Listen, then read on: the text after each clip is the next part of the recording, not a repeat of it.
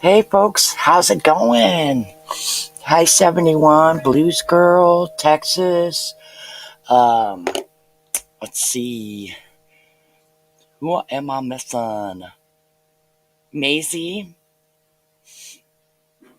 Oh. Welcome, Maisie. Hey, Broken Justice, good to see you, sweetheart. Um, anyway, um, I've been kind of following this, and there just doesn't seem to be a lot of breaking news in it right now, but it is kind of an interesting topic tonight. um, and I'm going to go over it. It's the possibility of a serial killer that, well, let's be honest, the guy is gone. He's deceased. Um, but his children had reported him to the authorities several times. Hey, Mark.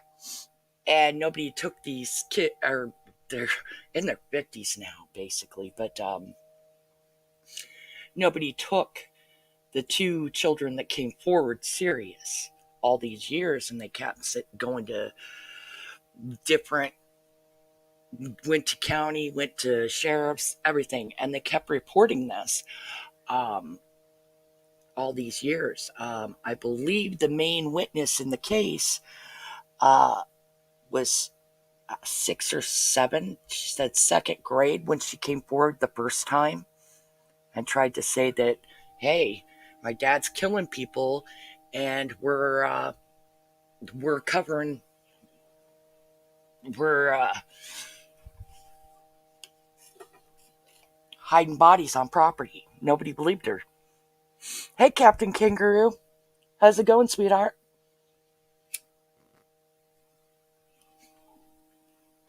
Anyway, this is just about approximately 40 miles south of Omaha, Nebraska, which, for those of you who are not from the United States, that sits pretty much in towards the center of the United States. It's like right in the heartland.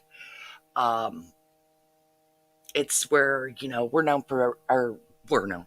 They're known for beef products and agriculture, that kind of thing. That's where we get a lot of steaks, like Omaha steaks, and they used to have what was the stockyards over in Omaha for years. I think they closed those down about 20 years ago, but um, that's where they had a lot. Well, they still have a lot of meat processing plants in the area, packing plants. Um, it's just known for that kind of thing.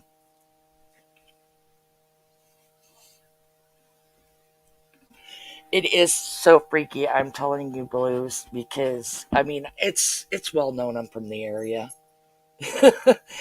I don't hide it. It's a big area, and you'd have to really, really look to find me here.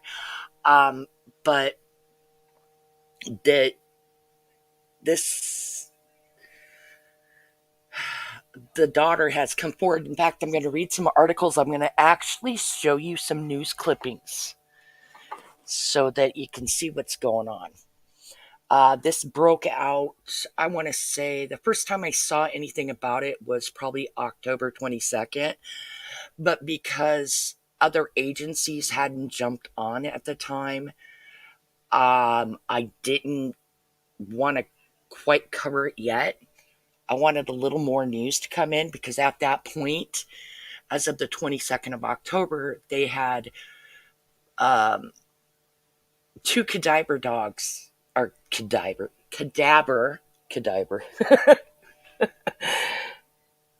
Oh, it's okay, Broken. It's good to hear you, though, sweetheart, or know that you're there. There were two cadaver dogs that were ran across this property, and the property is only 5 acres. Well, when you live in the heartland, 5 acres is nothing. It is literally nothing. That's, you just, that's private property. It's just basically, you can't farm a lot with 5 acres. You can, but it's not enough to be a business. Now, I do know a lot of people that they'll own land, like farmland, and they'll live in cities or in town, and they'll rent it out to other farms or other people to actually cultivate agriculturally, and they'll make money renting their land out. Um, I know that what was it, subsidies that they did in the 80s, 90s. I don't know if they still do them, where they would actually pay farmers not to produce like wheat, corn, whatever. They would pay them not to produce on land sometimes if there was an overabundance of it. Hey, true crime analyst, how you doing, sweetheart? Um,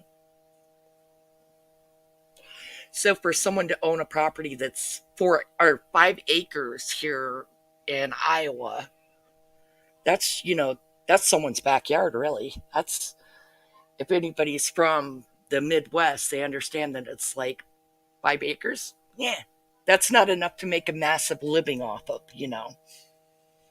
Oh, me too, Broken Justice. I got my blankie, I tell you. Um, I wanted to pull up more, but uh, since I was going live at 6, but I feed the brood. I feed my clan every day, same time. It's usually 5 to 5:30. They get fed, and and Mr. G, he has to take his time eating because of his heart condition and his stomach issues and stuff. And he goes in the 21st for his open heart surgery. So he's pretty anxious. He's been watching everything on YouTube about surgeries, post surgery. I think he's a little bit nervous, but.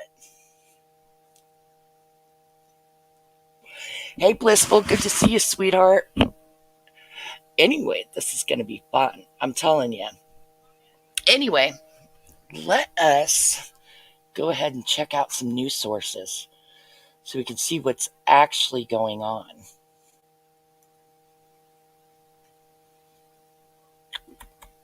And mind you, I'm still new at this screen sharing thing, so.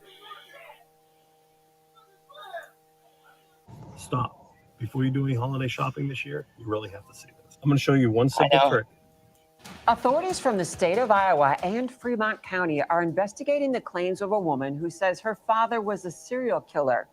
Thanks for joining us. I'm Julie Cornell. I'm Rob McCartney. The evidence so far is sparse. The Fremont County Sheriff says 2 cadaver dogs reacted to an area the woman identified as a burial ground.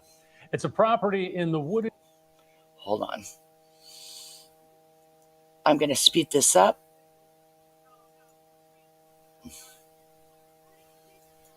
Here we go. Hills north of Thurman, Iowa. Woman says as a child, she helped her father dispose of bodies of young women that he'd killed. He's been dead for almost a decade. KATV News Watch 7's Alex McClune is here with our big story at 6 hours. Rob, Julie, we spoke to Fremont County Sheriff Kevin Astrop today about that article posted Friday on Newsweek.com. That report suggests Donald Studi may have killed as many as 70 women over the course of 3 decades, each time throwing their bodies into a 100-foot well. The sheriff says there's enough information now to warrant a closer look at the property on Green Hollow Road. We are actively investigating this, and who wouldn't? Fremont County Sheriff Kevin Astrop says deputies have been in touch with Donald Studi's daughter. Isn't this crazy, guys? For the past year. She alleges her dad, who's been dead since 2013, killed 50 to 70 people over 3 decades, according to Newsweek. Lucy Studi did not return our calls Monday. All we have is a... Here's the thing. If they end up finding these bodies, because they're searching for them now, okay? We're looking at someone the equivalent of probably the Green River Killer. And that ain't going to be pretty. Woman came forward and told us a story about bodies in a well. The sheriff says the scene off Green Hollow Road is not a crime scene because officials haven't found bodies or bones, only hits from cadaver dogs. We did bring a couple cadaver dogs. Cadaver dogs looked in there and, looked around the area, and they did indicate in the area. Not going to say it was right over the well or where. Yeah. And yeah, 2 hits, 2 dogs, 2 hits. Now later on they talk about 3 hits. So later on in another search they bring in another dog. But they did indicate in the area. The sheriff says Donald Studi and his family are not tied to this property off Green Hollow Road anymore. A woman inside didn't answer our questions and asked us to leave Monday. The FBI and Iowa Division of Criminal Investigation are also investigating with Fremont County. It asked us to assist with the investigation as well as the FBI, and we're happy to do so, and try to provide manpower and resources. So there has to be some type of validity to it if the FBI is involved. Officials will search the identified Lost Hills area with other cadaver dogs and tools like metal detectors and ground-penetrating radar in the coming weeks to prove or disprove allegations of mostly sex workers and transients from Omaha buried underground. It's a big mission for a small county. The sheriff says he didn't have a lot of dealings with Donald and that he doesn't have a prior criminal record.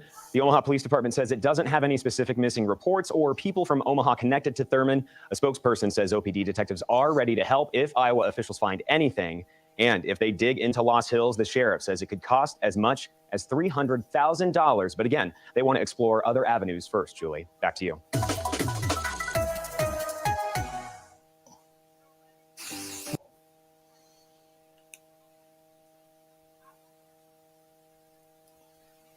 Yeah, that's crazy, isn't it?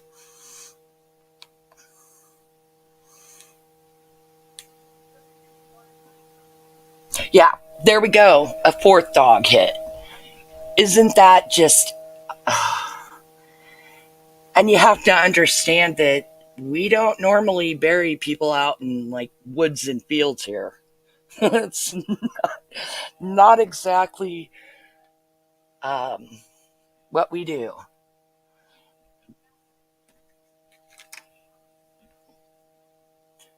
Here's the thing. I have a theory about that, TCA. They say mostly from Omaha, Nebraska, and they don't have a lot of missing persons reports. My thought is, what if they're picking what if he was picking like lot lizards up? Truck stops. These are people that are coming through. They're not connected to the area.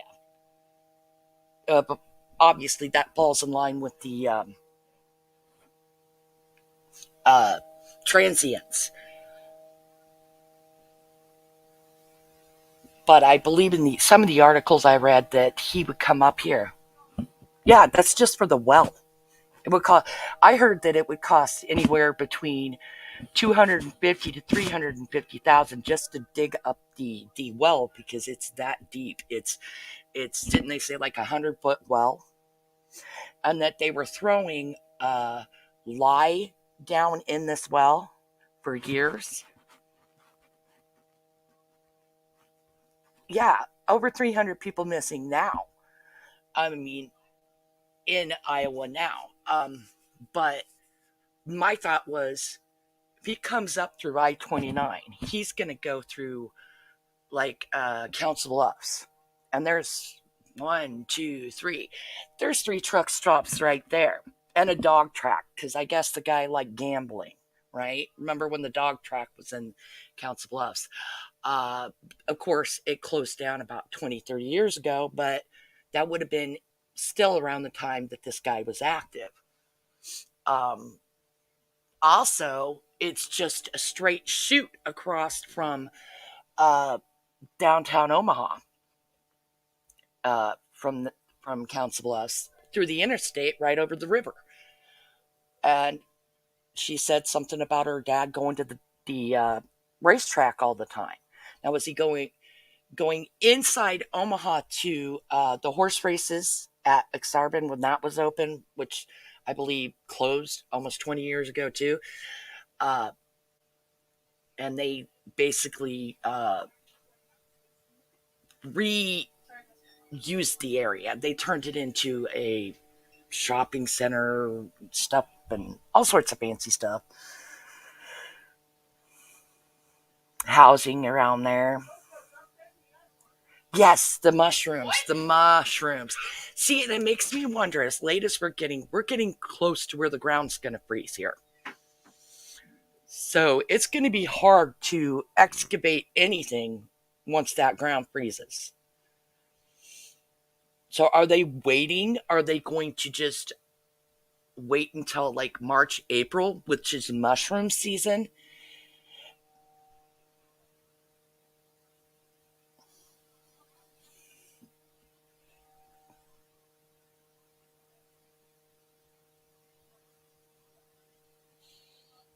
So if they wait till mushroom season, because maybe it'll give away some of where these bodies are, but then again, a lot of them are decomposed to the point where it may not affect the mushrooms. No, it's not a piece of cake to bury an animal. So,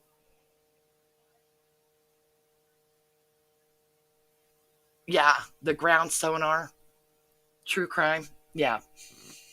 They'll probably do that first, but I would think that as close as we are getting to, you know, the ground freezing, it's gonna be nearly impossible here pretty soon. Yeah, he passed away in, I believe, 2013, wasn't it? I think it was 2013. So he's been gone nearly a decade. But it I'll read the articles in Newsweek. How's that sound?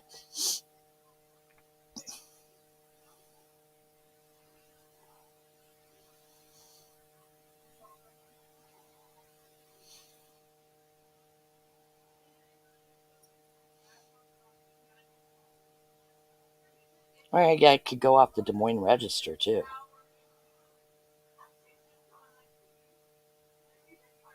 It says the daughter of Donald Dean Studi of Thurman says her father killed and buried as many as 70 bodies in the rural tract where he lived. Cadaver dogs on October 21st indicated the presence of bodies at the site, says Fremont County Sheriff Kevin Astrup. Astrup says he has asked the Iowa Division of Criminal Investigation for assistance in this case. That was old news. Ha ha.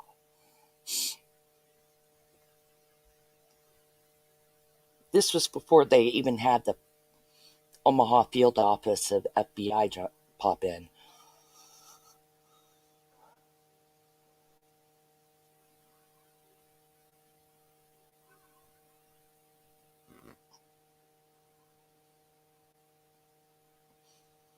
Okay, here's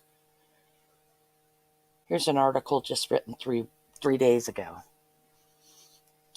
A third cadaver dog has sniffed out the scent of human remains at locations. Investigators are probing as a possible mass grave site where a woman claims her father dumped the bodies of dozens of women in the Green Hollow area around Thurman, Iowa.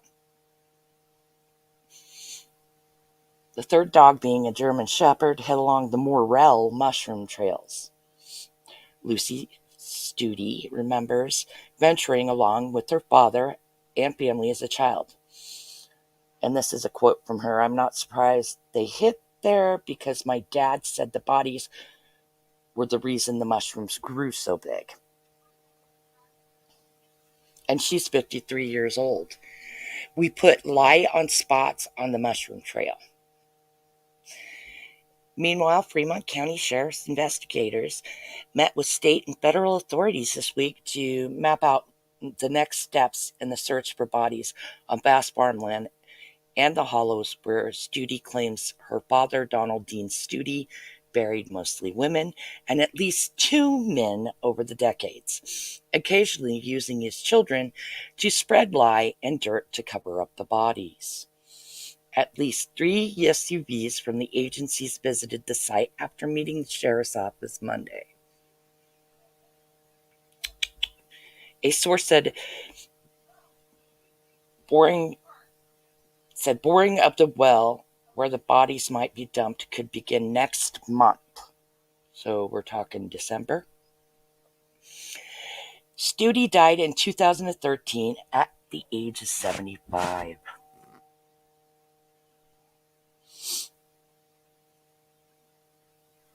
On October 20th, the first two dogs hit. Both healers separately signaled to their handler. Possible remains near a deep well where Donald Studi allegedly buried some victims. Those dogs, going one by one, also hit on the trails. Last Tuesday, the same handler returned with a German Shepherd at the request of the Fremont Sheriff's Office.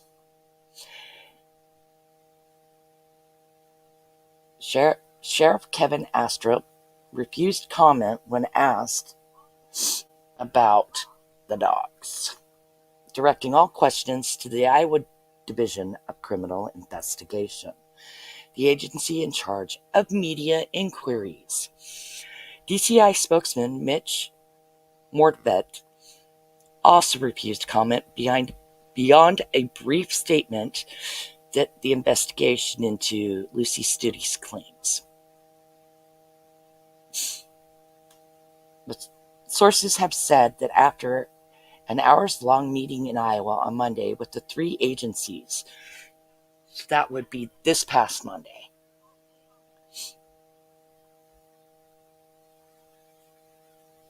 Fremont, the DCI, and the FBI investigators visited the site again. The FBI field office in Omaha, which covers Fremont County, has offered assistance to locals and the DCI, according to the FBI National Office. Exactly which agency is lead on the investigation is unclear, with officials only saying they are working cooperatively.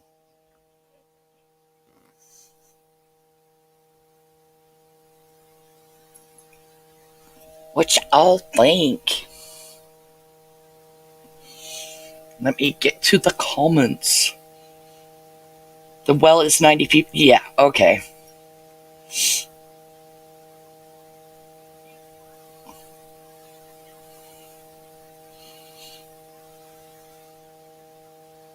This is insane, guys. And I know you got to feel the same way, TCA, because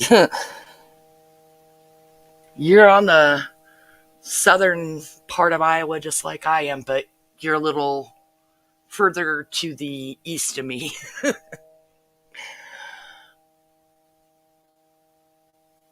Yeah. You're east of me.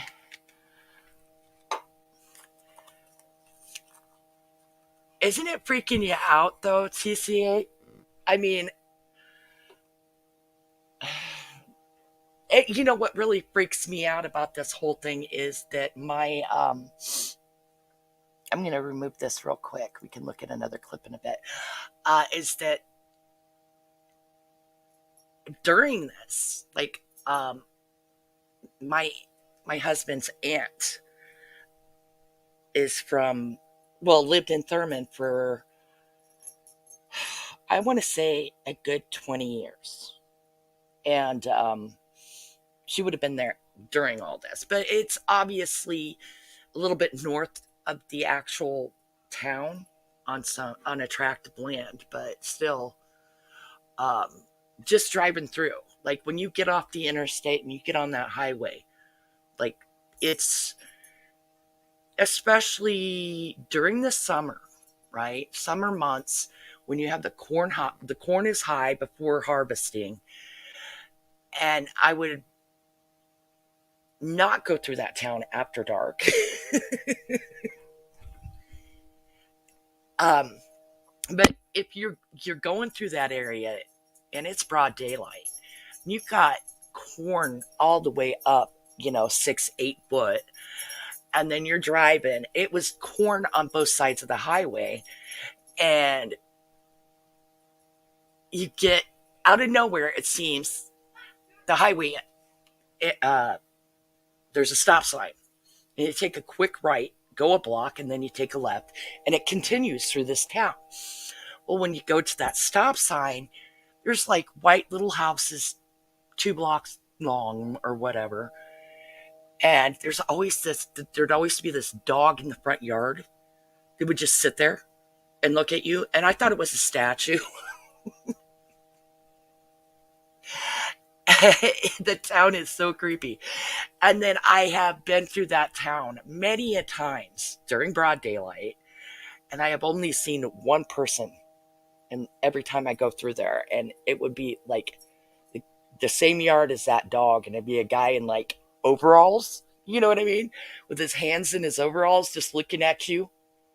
And I thought, oh my God, this place is creepy. And my sister called it Children of the Corn Town before I ever went through it. And she goes, I'm going to tell you, you're going to be able to pick this up. You're going to be able to tell it's Children of the Corn Town. And if it isn't, I mean, like, even before you get there, you're like, and my sister said, you know, the worst part is, I think she said she got a flat on that stretch of road when the corn was high. It just, could you imagine getting a flat in that area and then getting the weebie jeebies? Yeah, it does make sense to do everything else, like ground, so you know, sonar and everything else. Who knows what's going to be left?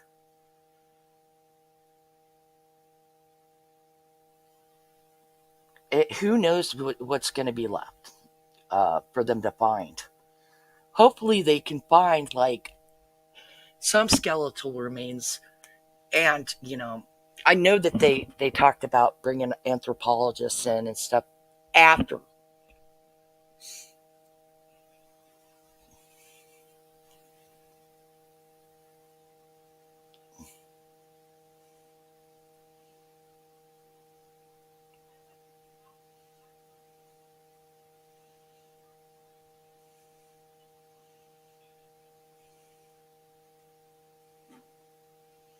It's so. I mean, I'm telling you, and it was and this was before this stuff. Like I said, I'd be going through, and it was like you could feel the hair on the back of your neck, and you know, on your arms stick up going through this area about, I want to say 5 miles before you hit the town. It's just the most eerie place to go through. It's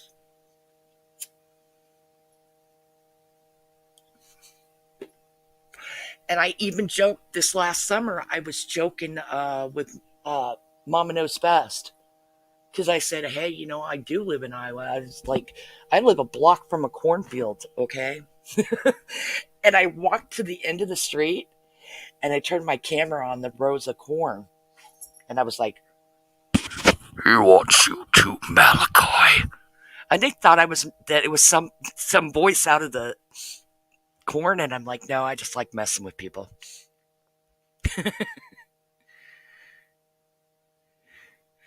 Well, the nice thing, 71, you could come here and visit me. And the thing is, I don't have that much corn around me. There's a cornfield a block away, but it's a small cornfield. And it's just a undeveloped tract of land, basically, on the, I'm going to say, like, in the more, not so much residential, we're kind of more like on the outskirts, in the suburbs. Okay, you listen away, sweetheart. TCA. Yeah, it's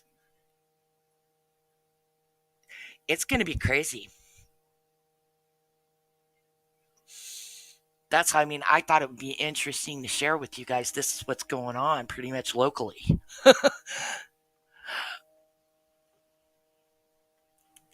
And it would make sense. I mean, because there is a homeless community in Omaha. It's not huge, you know, it's not, but there is a homeless community there that would be basically downtown, old market area, they call it. I should sneak down there. Oh my gosh, I would, but the thing is, there's no corn in the field right now. And but you'll see that it's a field. And the other part is it's freaking 20 degrees out right now.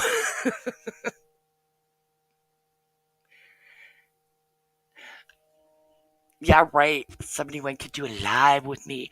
I want 71 to do a live. I want her to do a live with me. Once she gets everything settled, she can do a live with me. I'm gonna have her do Ted Bundy with me. Because she's the Ted Bundy aficionado.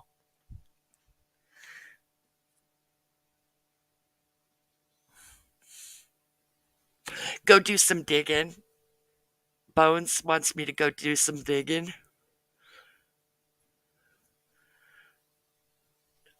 No, yeah, you go through this, like, if you go to the end of my street, because I live in a cul-de-sac, and then there's one block ahead of me, and then it's pretty much you go down that street and you get out of my neighborhood, right? Well, just one block from me, it's like, and a street light will shine right down on this cornfield, right? And when that cornfield's not there, you'll notice that past it is a stretch of woods. That's the way it is in Iowa. There's woods and there's cornfields. But it's kind of funny because I'm actually in town.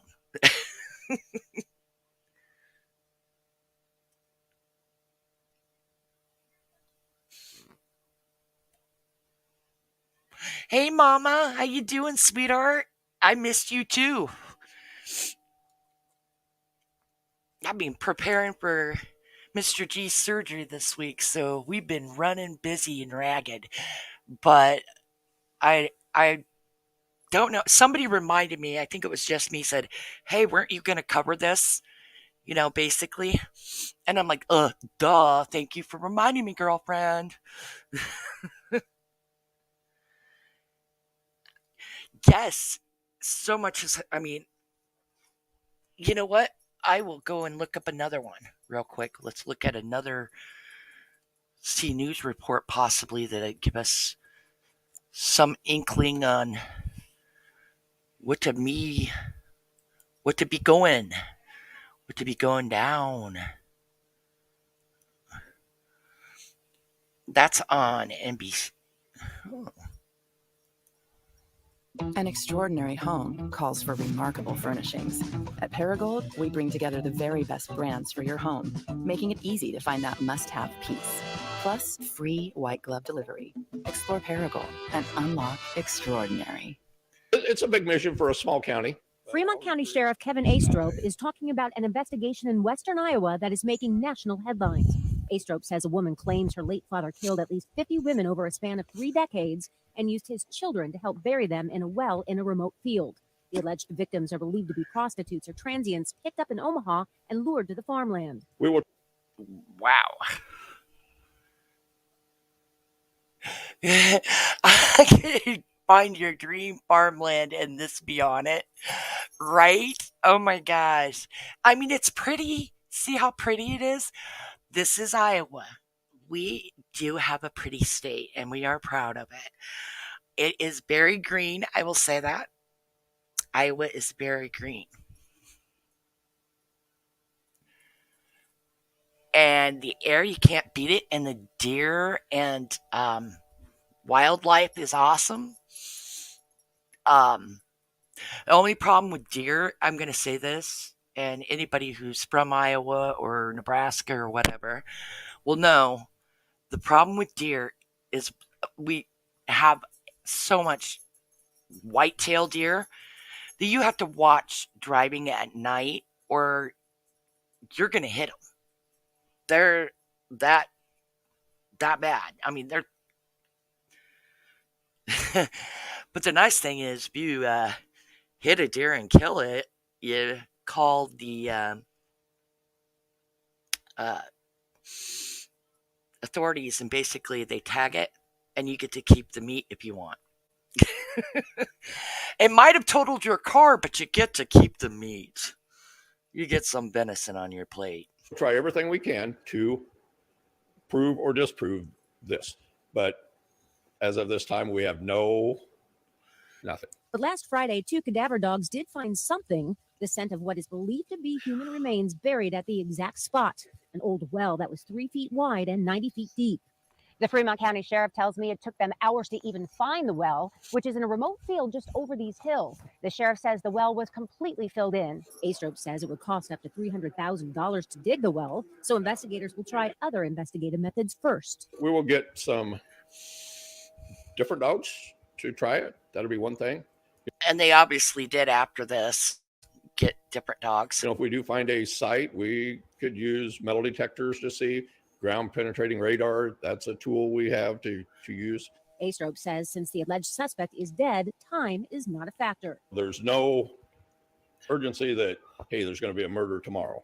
So we will move when we can move and do it right. Boy, he has a typical, I'm telling you, that dude has a typical Iowa accent. He has. Reporting from Fremont County, Iowa, Laura Samble, 6 News. Thanks for watching our.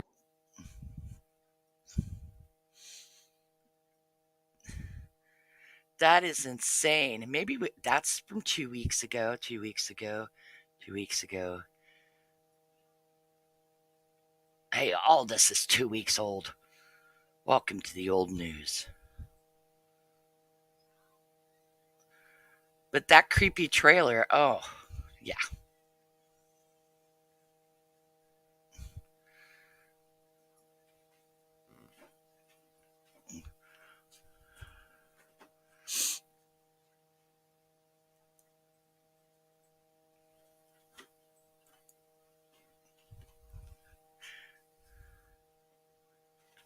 Yes, this, Mama, that is the one we were talking about. The one we were talking about a couple of weeks ago. Yeah. They found another, or they had another dog hit. Another dog hit on it. So, and the FBI is involved in it. They are moving with momentum and want to see this resolved as quickly as possible, said one official familiar with the probe. Any hint that they are struggling on the investigation side is not true. This is not 2 guys with a shovel digging a well. It's a big undertaking, they said. Next steps could also include more cadaver dogs, using sonar to check the remains, and searching shallow graves around the trails, as well as utilizing forensic anthropologists and genealogists. Sources have said the price tag could run about $500,000 total. The Studi property is only about 5 acres, but bodies could be buried on 2 adjacent properties. Investigative sources have told that no warrants will be needed to search those properties, stretching over 425 acres, after landowners agreed to allow their lands to be searched. This week's meeting came about 18 months after police started taking Lucy Studi's claim seriously. And some 45 years. Now, this is how long she's been trying to report this. This poor lady lived with this for 45 years. Okay, so I guess she started reporting it because she's 53. So she started telling this story when she was 8 years old. Can you imagine the trauma? Just need someone to throw me beers up to my cab in the... Yeah, you're getting the crane, right? We'll start our own, body search thing. Right? Start our own body recovery unit, right? Okay, some 45 years after she says she first made the allegations against her father to teachers, priests, and law enforcement. Okay. The FBI, which has been interviewing people and families with connections to Studi, has also been aware of the allegations since at least early 2021 and took a recorded statement from her.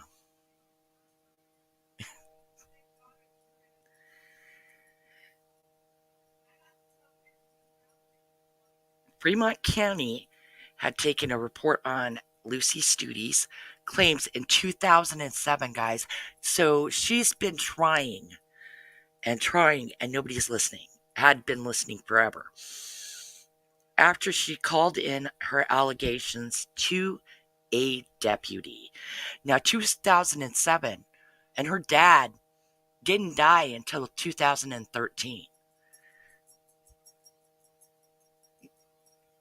So did this guy have pull or something, or was there some reason that nobody was listening to these allegations? I mean,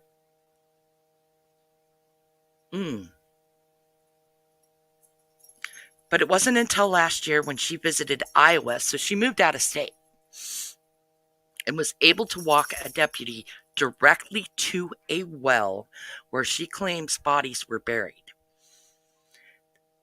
that an active investigation started.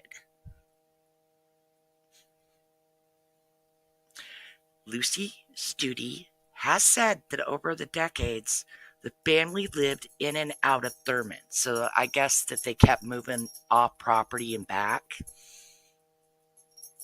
Boom, contract signed. Deal done. Bones. I love you, girl.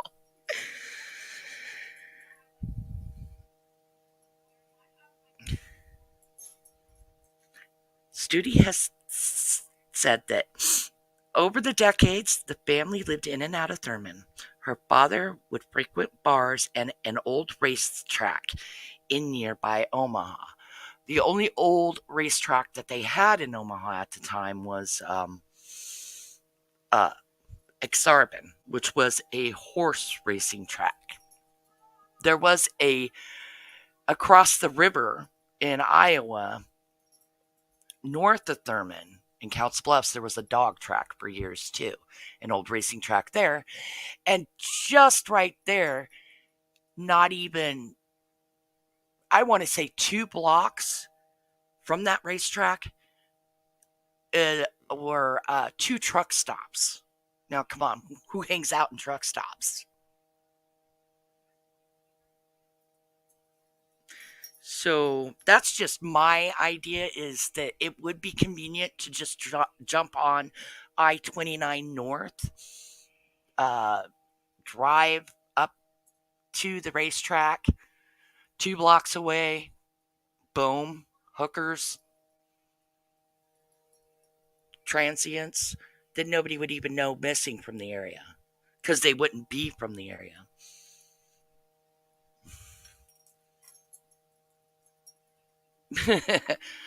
But you get that kind of traffic through them. Whether you want to or not, you're going to get that kind of traffic. Maybe law enforcement didn't have enough evidence for a search warrant, knew the murderer wouldn't agree to search without him. You know what, Laura Lulu? You're probably right. I mean, if you're hiding stuff on your land like bodies, do you think, hey, come on in? Plus, who's going to take an 8-year-old kid seriously? Now, from what I've read in other articles, she has a brother that did this too, was reporting it too. Okay, there's 3 girls and a boy in the family. Her brother was reporting it too. And the brother ended up ending his life in his late 30s.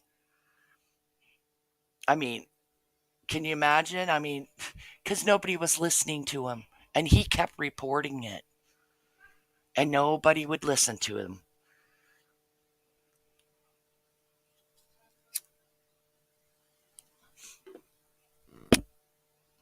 And there was rumors, I guess, going around for a couple decades that people were disappearing. Like, would go there and not leave. I don't know. Is that the Hotel California? Hotel Iowa? Do. He would regularly lose bets and return to the family's trailer with transient sex workers, or as he called them, bar slushes. I've never heard that term. Whom he would then kill and bury on their land or neighboring grounds, according to the allegations. Studi says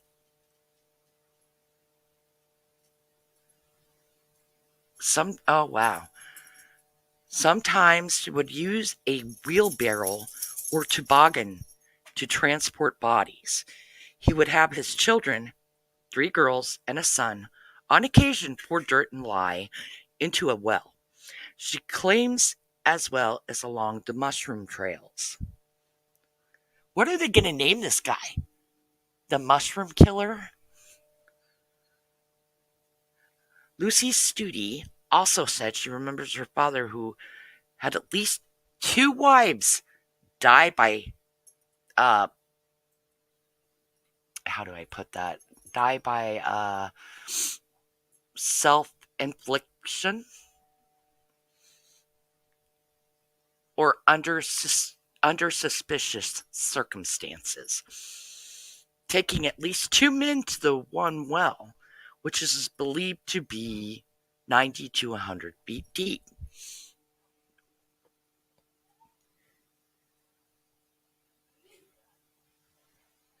Oh, yeah, that's the... oh, no, I just got that, girl. Oh, true crime analyst. Good call, girl. Yep, that's what I'm talking about right now. 2 wives? Come on. That might be why the FBI got involved and said, yeah, there's probably something to this.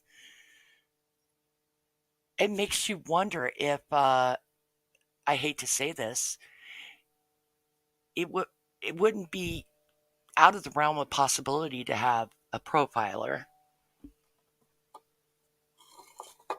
Because, I mean, some reports say he had a clean record. Other ones said he had like petty theft and some like barroom brawls on there. Oh, really? Great minds think alike, right? One of Studi's daughters, Susan, 55, was told that her younger sister's claims are nonsense, or said that her younger sister's claims were nonsense, saying that her father was strict, but a loving dad who cared for his family and had nothing to do with killings. Would you want to admit that, really? Social media has blown up about this.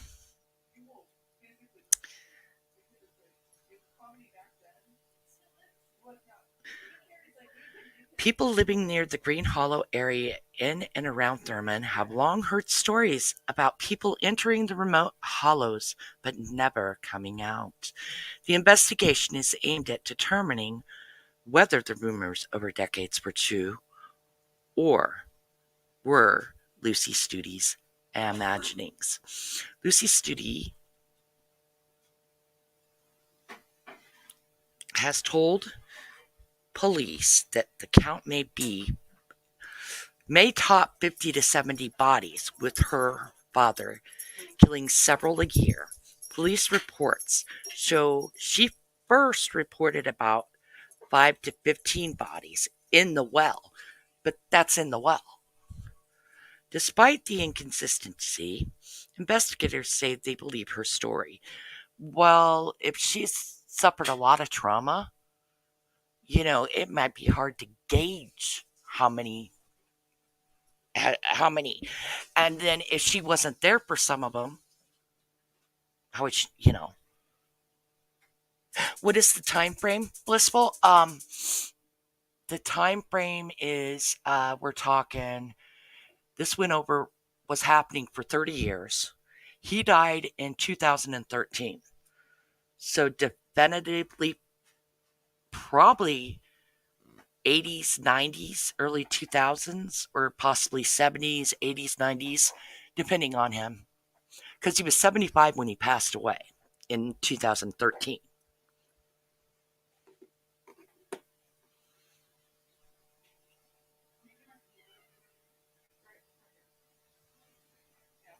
And here's my thing is, if it said the family has moved on and off the property over the years, does that count him? Did he move on and off property too?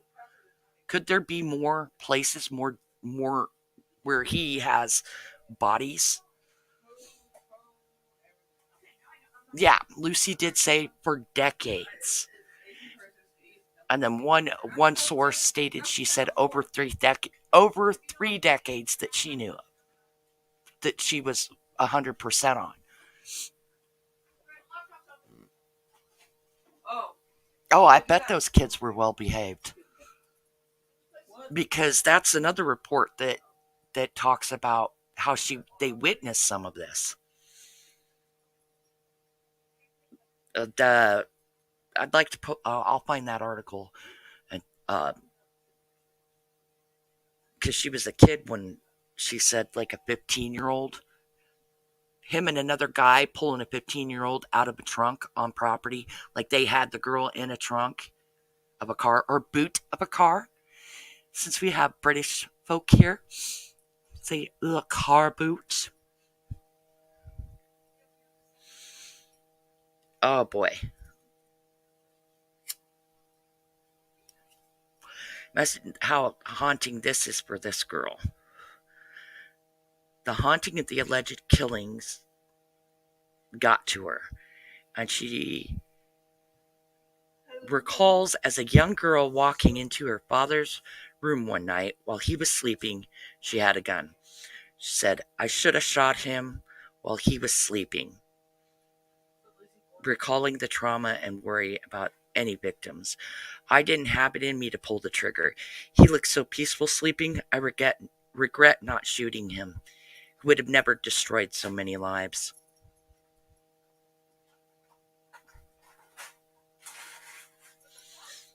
Holy cannoli, right? Hey Welsh, how you doing, honey?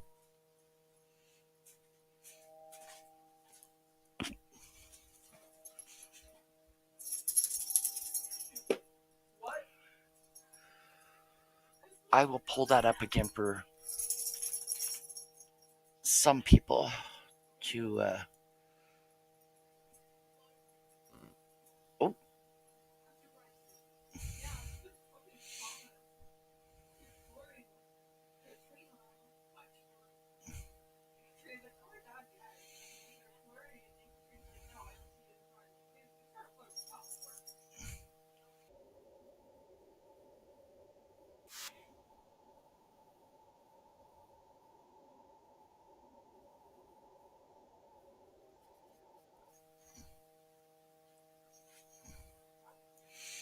Okay, let's try. Here we go.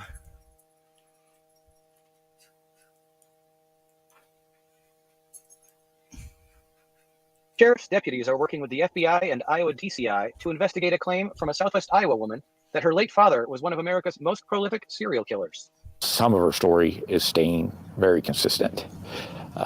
She was able to walk us right up to the well site and show us it without any issue. According to his daughter, Donald Dean Studi murdered 5 or 6 women a year over several decades and buried them in and around an abandoned well on his property near Thurman. And they also said, like, in the woods too, on a trail, morel mushroom tract. Deputies brought cadaver dogs to the site to investigate, and the dogs got hit on the location. The dogs would stay in the area. They set a couple times as an indicator, almost like a drug dog does. They had interest around the well site, and from what I understand, they located fairly steady on a couple other sites up there.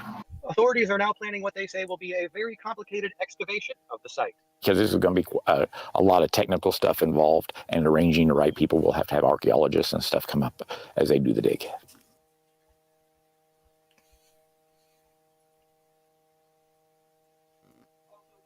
Wow. A kill.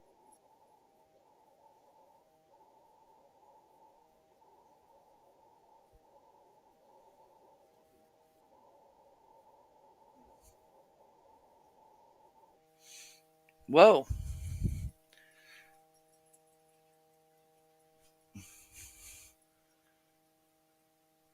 It makes me not want to eat mushrooms myself. I knew there was a reason I didn't like morels.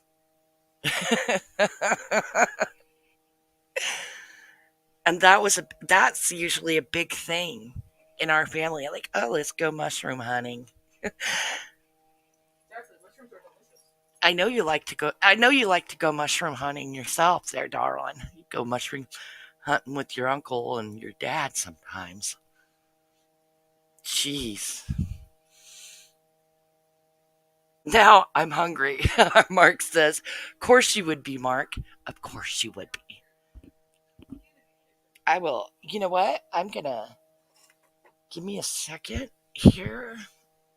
I'll be right back.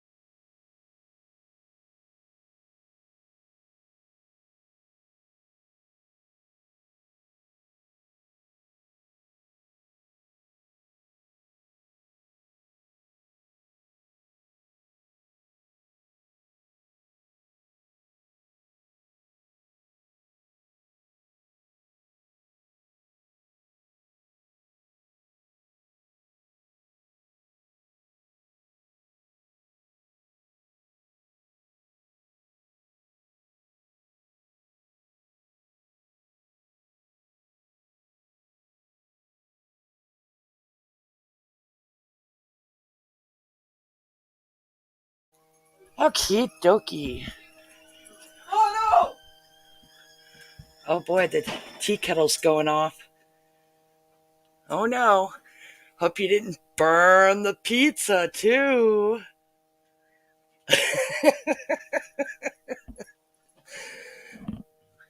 Just kidding, there's no pizza in the oven. I don't like pizza. Except my Oh, good one, Mark. I had a pet mushroom.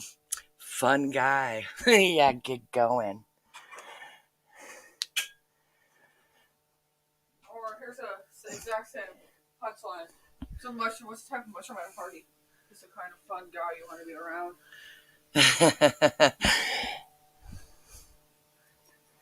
This is, I'm telling you, and they're really keeping a lot of it hush hush. I don't know if you've noticed that, TCA. They're keeping a lot of it. I mean, my thought is for the FBI to actually come on board. You'll be here all week. Yes, Mark will be here all week. Everyone clap for Mark. God, let's go. Come on, TCA, let's go. Let's go on site.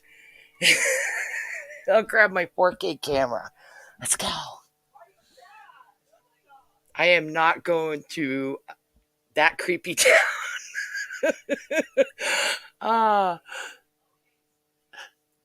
Yeah, they're keeping tight-lipped about a lot of it, which tells us that in order for them to, yeah, but to have, like you said, four cadaver dogs hit, yeah, there's something there. But what are they going to find? I mean, hopefully they find bones with enough, like, DNA material to actually,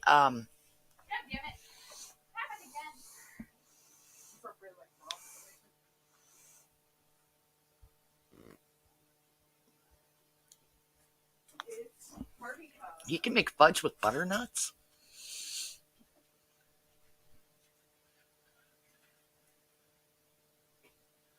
Oh, is something going down tomorrow? Is there some crazy stuff coming down tomorrow, guys?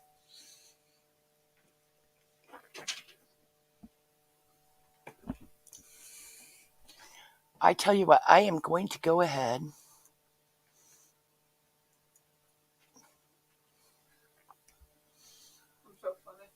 Yes, you are funny there, Sage.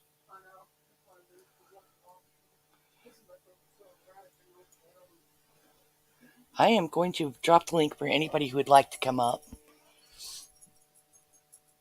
and give thoughts or comments or concerns. If there's a brawl, tell me. Yeah.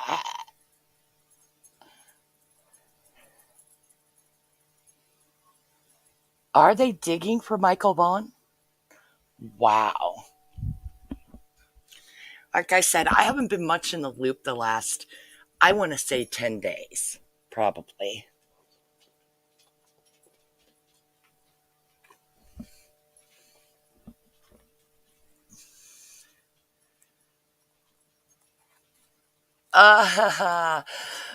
Nice, Mark. Mark says, I almost made fudge, but then decided I better not. Yeah, so funny, Mark. Super funny.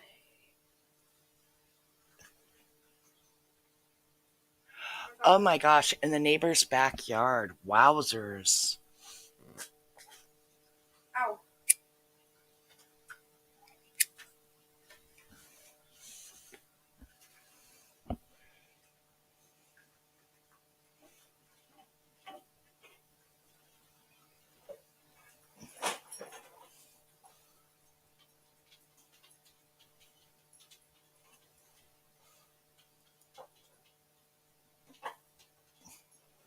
Watch something on the most dangerous active serial killers of 2022.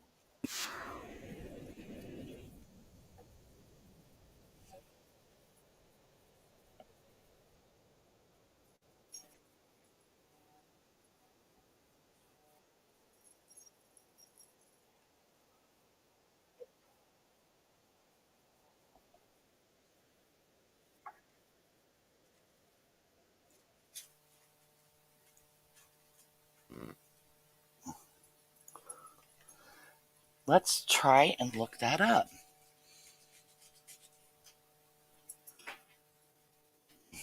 Love you, mother.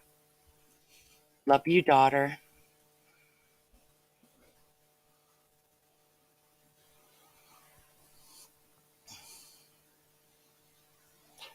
Here, oh my god, that is so creepy because my mother went to school in Fruitland, Idaho.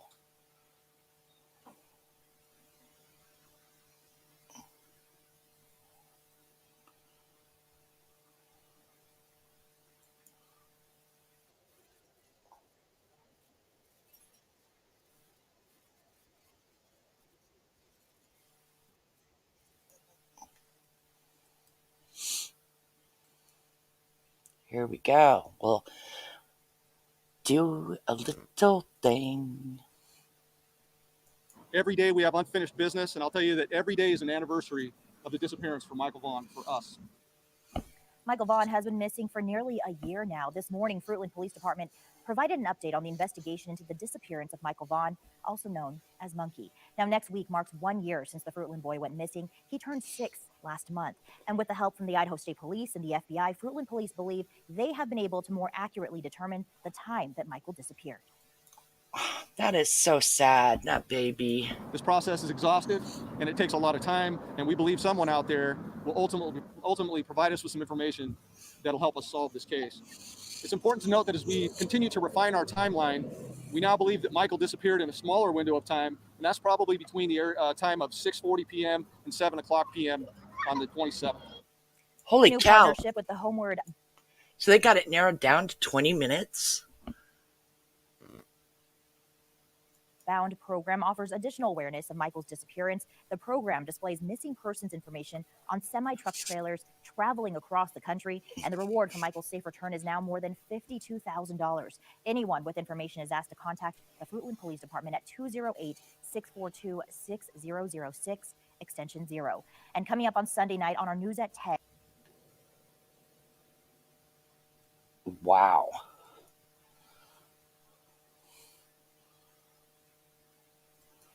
So here we have ISP and Fruitland Police searching. So this is 3 hours ago. This was updated. A backyard of a home in Fruitland. They have a dump truck. The Chief Huff told me, and there's crime scene tape all across here, down into this area, this grassy area right here. So this was like at 4 o'clock my time, I guess.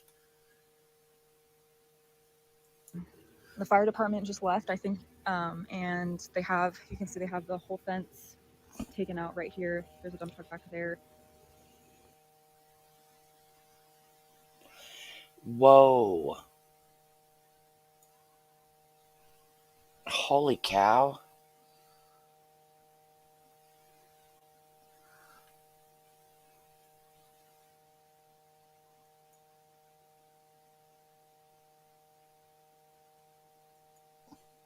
I'm getting a little bit better at this.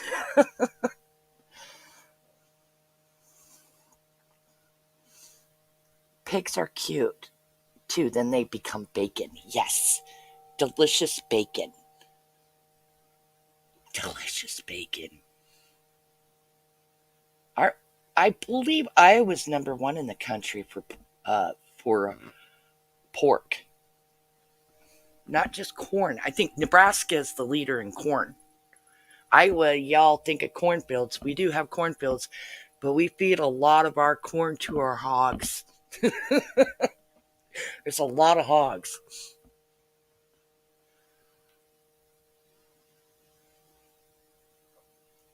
Oh my goodness. Oh my goodness. I will tell you, it's kind of funny. Okay, because my grandmother would tell me the story, and you got to figure my grandmother was born in like 1921, so this was in the 20s, late 20s. She said her Uncle Tommy said that he was busy, he was going to go to a funeral, and her sister are like, we want to go to this funeral. We've never been to a funeral. And she said she was 7 or 8, so that would have been 29, great, 1929 or whatever. And she's like, let's go to this funeral. He goes, well, you need to go get dressed for a funeral. So they ran inside and they told their mom, we're going to go to a funeral. And she goes, well, then you better wear your church clothes. And she had made them these, which my grandmother called a peach organdy dress, and her sister had a matching dress. And that's, you figure back then you made a lot of your clothes at home and stuff like that, but it was organdy material, so they were fancy dresses, like for Easter or whatever. And she goes, and they hop in with their uncle, and they go driving out, and she goes, they keep going further and further out into the fields. I'm glad you like being here, Welsh, because I'm actually talking about my Welsh grandmother and her uncle who was well.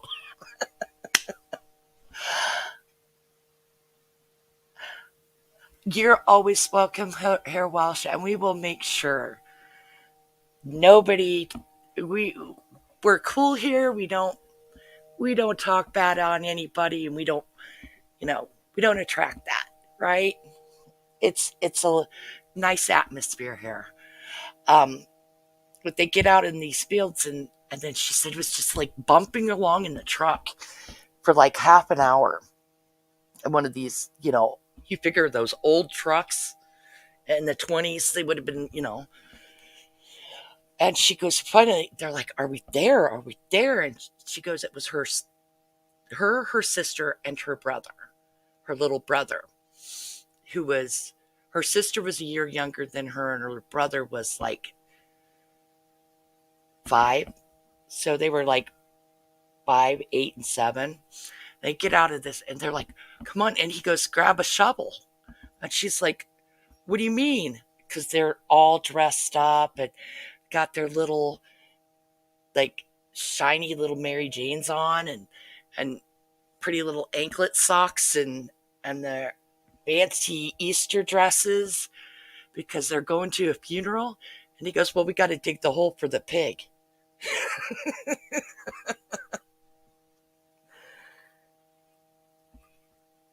And she goes, I went dressed up for a pig's funeral.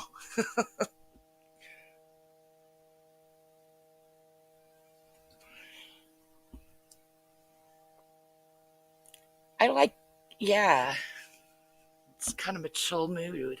We might get our information here. We might, look things up, enjoy each other's company, relax.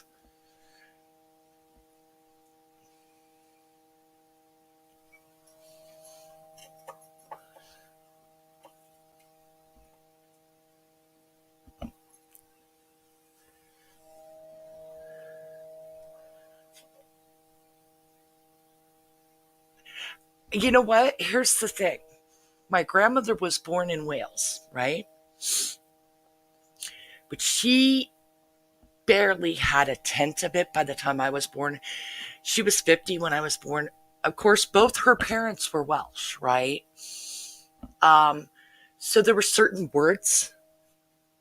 So yeah, I love the accent. I love the accent because if you got my grandmother really mad, she would just fly off the handle and you could hear it thicker. You know what I mean? It would come out and you're like, oh no. Oh no, I'm in for it. So I love the accent, but it also is like, whoa, grandma's gonna grab a paddle now. I'm gonna have to pick a switch every time I hear that accent. And that was the whole thing. That was the whole thing with her. It's like, that's another one. My nephew is only 4 years younger than me, and he was, I want to say I was 10. So he would have been 6. And we went and we were playing in mud puddles. Or, well, not mud puddles. We decided it was really hot during the summer. And there was a ditch at the end of the street, like 2 blocks down. We're going to go play in the ditch because it's full of water because it rained the day before. And my grandmother kept on, you don't go playing in ditches. You don't get muddy. You don't get dirty, right? We come home and I had my swimsuit on. I had told her that we were going to go run through a sprinkler at a friend's house. Well, she found out we were in that ditch. And yeah, she goes, you need to pick a switch, She's like, you need to pick a switch, I'll not be having that. You be picking a switch. I'm just kidding. Just like basically, she was like, yeah, she was like, girl, you be picking a switch. And then I'm like, pick a switch? What the hell? Like, what is that? Yes, ditch diving, man. I did the bumper skiing, the ditch diving, you name it. Jumping off of, like ropes onto mattresses, stuff like that. I was a crazy kid. Or I'd be the kid that would be on roller skates and grab the back of somebody's bicycle and end up sliding and hitting somebody's rear end of their car. But I was pretty adventurous. She was like, you better pick a switch. And she goes, go pick a switch now. And I'm like, okay. So there's this giant weeping willow in the front yard. My nephew's like, oh God, you're stupid. So he's feeling them and he's bending them because obviously he's gotten in more trouble over the years than me, right? So he's bending this like stick he pulls off of a tree, and he goes, oh, that's good and stiff. I'll take that.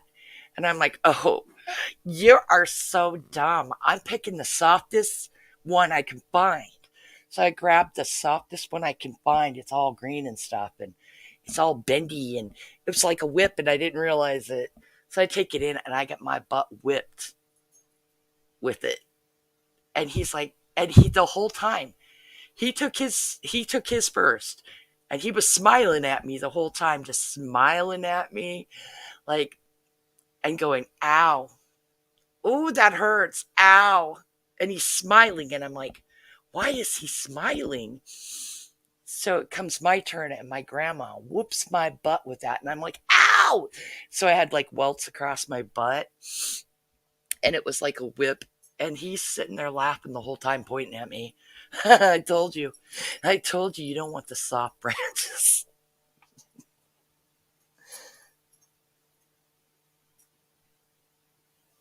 You know what? She was superstitious too. Very superstitious.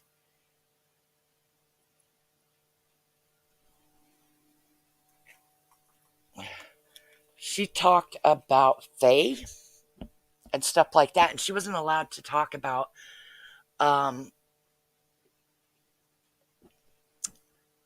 Faye or little people or anything like that if my grandfather was around.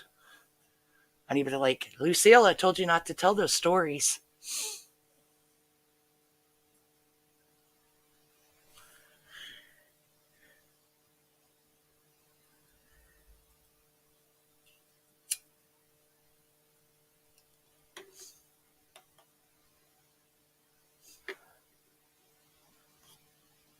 Oh, empty rocking chair. Oh, that would be freaky. Sweet dreams, Bones, honey.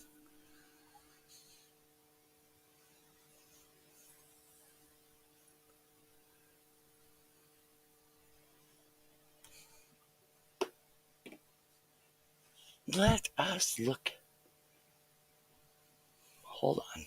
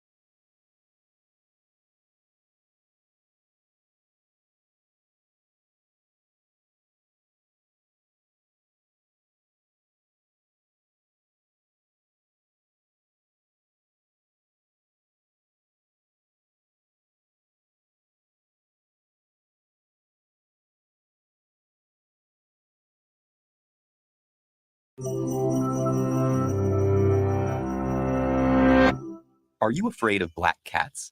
Would you open an umbrella indoors? And how do you feel about the number 13? Whether or not you believe in them, you're probably familiar with a few of these superstitions. So, how did it happen that people all over the world knock on wood or avoid stepping on sidewalk cracks? Well,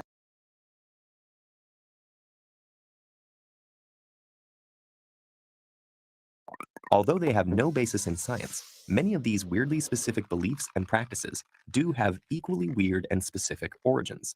Because they involve supernatural causes, it's no surprise that many superstitions are based in religion. For example, the number 13 was associated with the biblical Last Supper, where Jesus Christ dined with his 12 disciples just before being arrested and crucified.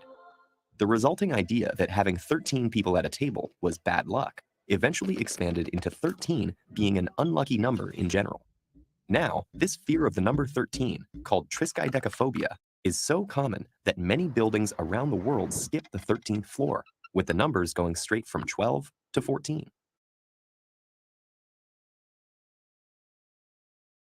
Of course, many people consider the story of the Last Supper to be true, but other superstitions come from religious traditions that few people believe in or even remember. Knocking on wood is thought to come from the folklore of the ancient Indo-Europeans, or possibly people who predated them, who believed that trees were home to various spirits.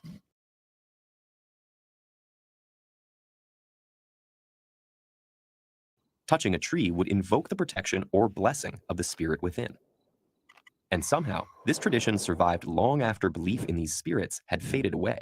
Many superstitions come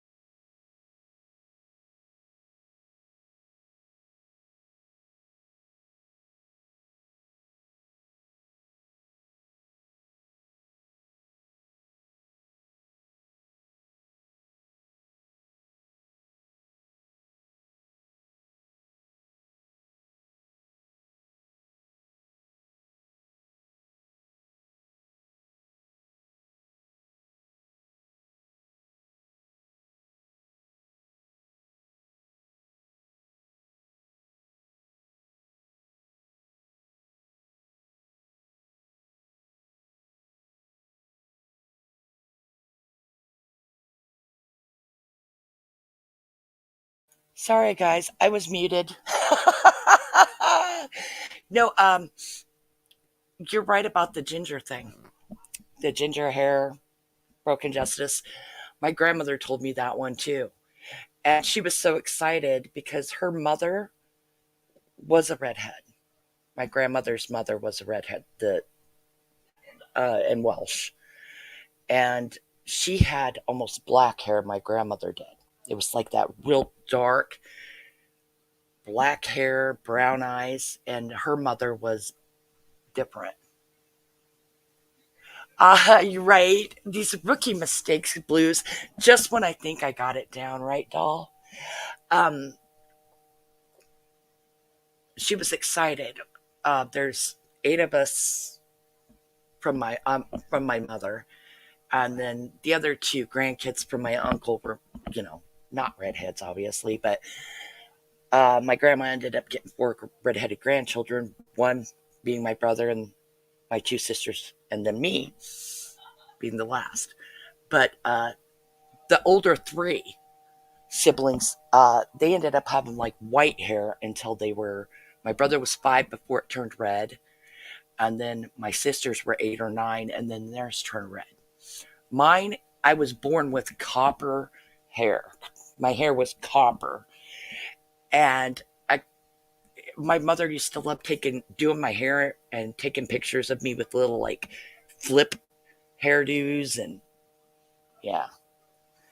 Thought it was so cute to play with my hair, and then, family members rubbing the top of your hair. Yeah, they believed that one. My grandfather used to do it all the time.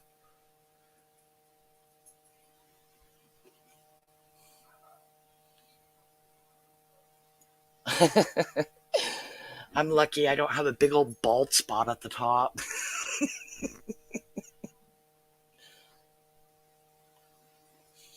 My niece has the most beautiful red hair I ever seen in my life, and it hangs in rings down her back. It's amazing. See, mine's like, it's not tight curls, but I have wavy hair. And my other 3 siblings, everybody had a different shade, like of red. My brother's was like bright orange red, which, ugh. And my 2 sisters, they were twins. I said they were, only one's left. But one's was a little bit deeper and darker, and the other's was a brighter red. And one had like gold colored eyes. Like her eyes were gold looking. And the other was, mine was copper. The other sister's, it was the deepest emerald green. She had like deep red hair and deep emerald green eyes. None of us could tan for anything. And mine is more auburn and darker, and yeah. So each one of us had a different shape, but it was red, I think reds are beautiful. I always fancied red rugby players. Well, see, and that's where we get it. We get it from our Welsh great grandmother.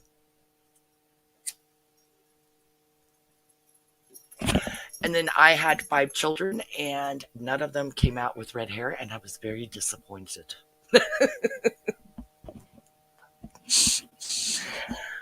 They all ended up with I think 3 of my daughters ended up with like a dark blonde, and my son and Sage came out with like really dark brown hair, like their dad's, almost black. Yeah, right, Blues, what's up with that? You got 6 kids and not a one of them a redhead. Isn't that disappointing? Like, we don't get to hand down that. But yeah, right, it skips to other people's kids, but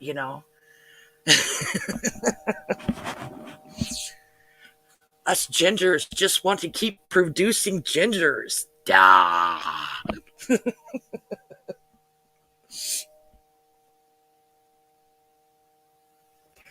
Yeah, each time. And when they're babies, rarely will you have the same color throughout your life. You notice it changes. And I'm thinking, this blonde has a little red hue to it. She's like a strawberry blonde. One of them came out strawberry blonde. And I'm like, aha, I think I got me a redhead. She has a little red hue to her hair, but with my daughters, they're always, all four of them, they're always like dyeing their hair purples or greens or blues anyway, so.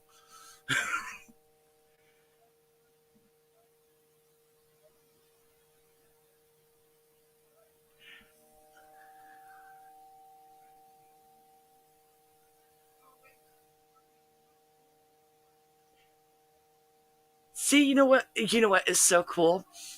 When I was in college, I had to take it was an intercultural communications class. Okay. One of the like final projects was you had to pick a country and plan a trip. Everybody's picking, oh, and it had to be a foreign country, right? And you had to plan it from airline tickets to budget the whole trip, and where you're going to stay and what you're going to do while you're there. And I picked Wales. Everyone's like, why would you pick Wales? I picked Wales. I said, I'm going back. I said, that's where I'm going. I'm going to Wales. Everybody's like, you could pick any place. You could pick France. You could pick this. And I said, I'm going to Wales.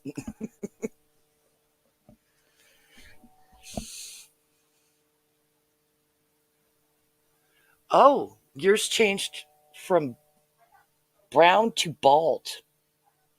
Well, that's awesome, Mark. That's, that tells me you have a lot of testosterone, buddy. There you go. And you know what's so funny? Because my grandmother actually, even though she was born there, and then they came up when she was a baby, she went there. Like when she was in her 30s, 40s, something like that. Because she wanted to go back to visit where, the area she was born. And she said, well, she goes, I got to stick with this area of the country.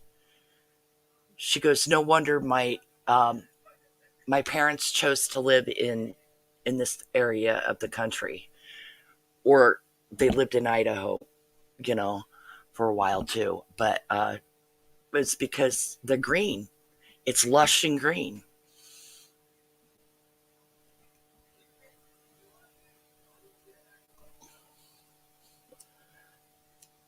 But she didn't live, or she wasn't from like the eastern part of the country of Wales. She was from like southwestern part of the country.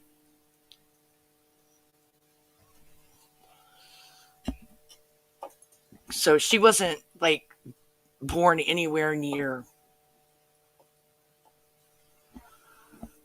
the capital or anything. Oh, really, Welsh? Well, she was a Jones. Her mom was a Jones, and then her father was a Michael. So that was her maiden name was Michael.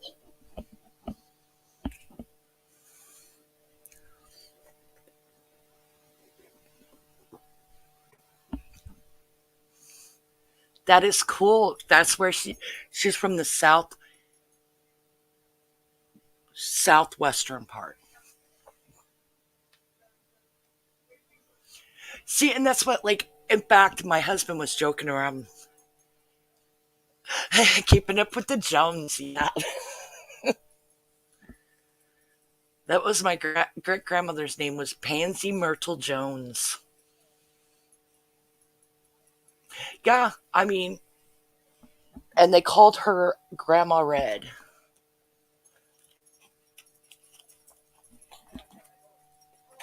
And then my grandfather was Handy Michael. Strangest name I've ever heard. Who comes up with the name Handy? Is that even a name? His name was Handy. Who has a name Handy? Isn't that the oddest name you've ever heard of? Yeah.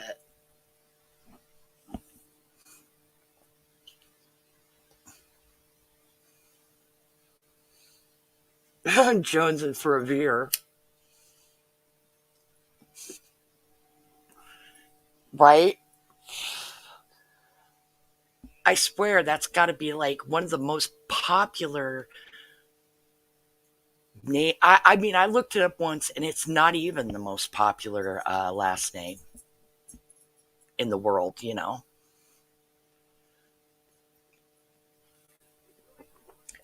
Happy birthday, Blissful, you gorgeous girl.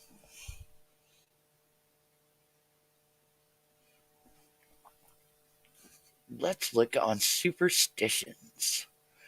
Superstitious woman. Writings on the wall. Are you afraid of black cats? Would you open an umbrella indoors? And how do you feel about the number 13? Whether or not you believe in them, you're probably familiar with a few of these superstitions. So how did it happen that people all over the world knock on wood or avoid stepping on sidewalk cracks?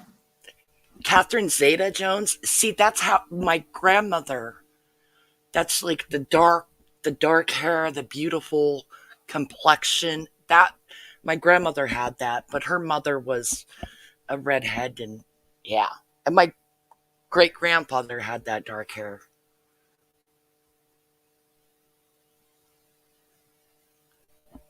Got some cool gifts yesterday. Are you spoiling her, Texas? I hope you're spoiling her, girl Blissful. She needs spoiled. She's a good person. She's a sweetheart. Bonnie Tyler, and there's a redhead for you. See, I'm surprised that not one of the redheads in my family came out with brown eyes. They all came out with we all came out with different shades of green eyes, except for my brother had blue. You are, of course, Texas. Bless you, sweetheart. Bonnie Tyler's a distant cousin to you, Welsh? Wow. Well, you have a beautiful cousin with, I mean, oh my gosh, amazing voice. I have a question because, you know, obviously I've never been there. I don't know if this is normal for Welsh people, but I do know that my grandmother and my mother, I mean, not my mother as much as my grandmother just aged so well. Like, she passed away when she was 83, but if she had caught her breast cancer sooner, she'd probably be here till she was 106. Just vivacious lady. Aging. Like, when I was a teenager, she would have been in her mid 60s. She would pick me up from basketball practice, and they thought she was my mother. And the woman was 50 when I was born. She's 65 years old, and they thought my grandmother was 40. I wondered if that was a typical Welsh thing. That Welsh people tended to age well.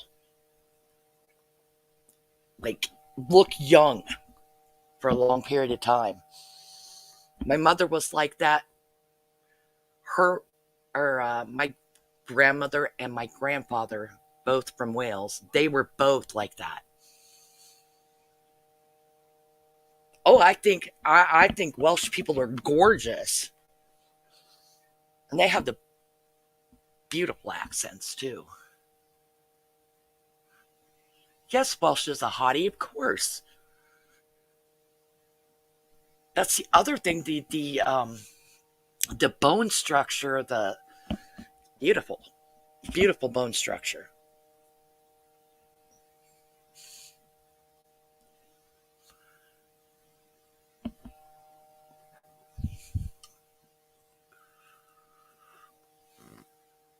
But my grandmother didn't have a wrinkle on her until she hit like 70.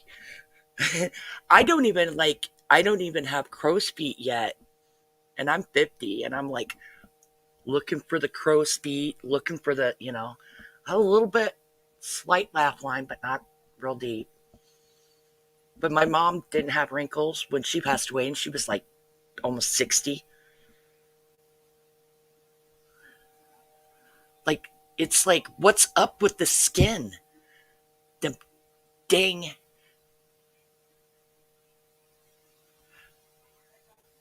Oh, whatever, fat structure. See, my grandmother was tiny, a tiny little lady. She was a dainty little thing, I tell you. She was a dainty little thing. She was like 5'1". And she said, I'm the tall one from my family. Mark flirts with all the women. That's right. Mark's my little room stud muffin, aren't you, Mark? Gotta keep the ladies happy.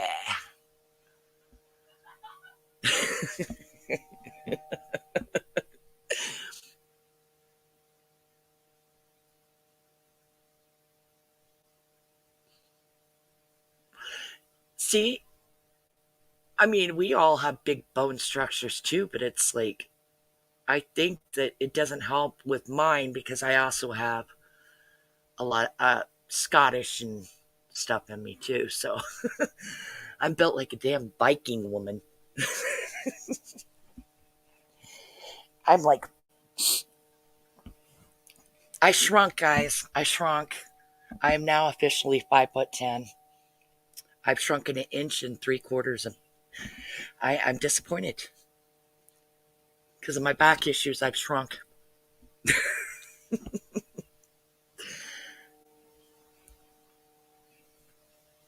Mark only misbehaves on days that end with a Y. And why is that?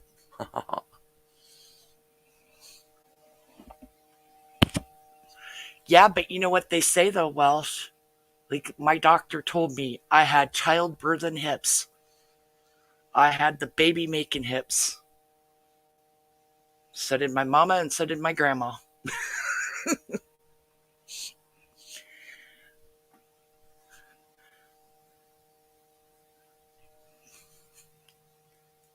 Well, although they have no basis in science, many of these weirdly specific beliefs and practices do have equally weird and specific origins. Because they involve supernatural causes, it's no surprise that many superstitions are based in religion. For example, the number 13 was associated with the biblical Last Supper, where Jesus Christ dined with his 12 disciples just before being arrested and crucified. Great grandmother, I look like I never met her. Facebook, and they show me her pic. Cold because how much I looked like her. No one else did. That is amazing, Welsh. I think it's always amazing when that happens. My buddy has a wife that is 4'11", 56 and looks 29. You're Irish, Scottish, and English. Blissful. Well, that's a beautiful combination. I am Scottish, Welsh, Native American, and French. That's why I have high cheekbones. I'm tall.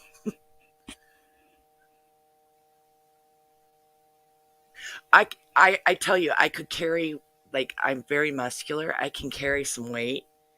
I used to get so disappointed. I'd be like, oh, I'm hit 200 pounds or whatever, right? And then I'd still be a size 8. You know what I'm saying? I'd be like a size 8 and 200 pounds. And then people would be like, you need to eat. No, I'm fine, man.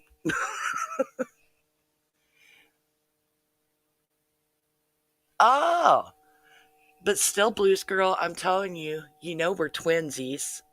Even though you're the tiny twinsy. You're the tiny twin.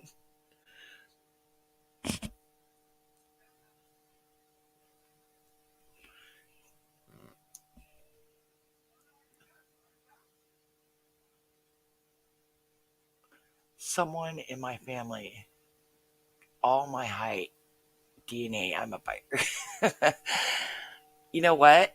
My sisters, my redheaded sisters, were like, one was 5'10" and a half, and the other was 5'11", and I was 5'11" and 3/4. And then we have a sister that was a blonde that was 5'10". We all wore the same cup size, pant size, everything. So it looked like we were carbon copies of each other, right? Because you can't tell the difference when it's only an inch and an inch and a half away from each other, right? And we'd all be together or something, and people would laugh at it, like, because we looked a lot, like there was a lot of similarities. And then our oldest sister, she was like a butterball turkey with like, she was like 5'2",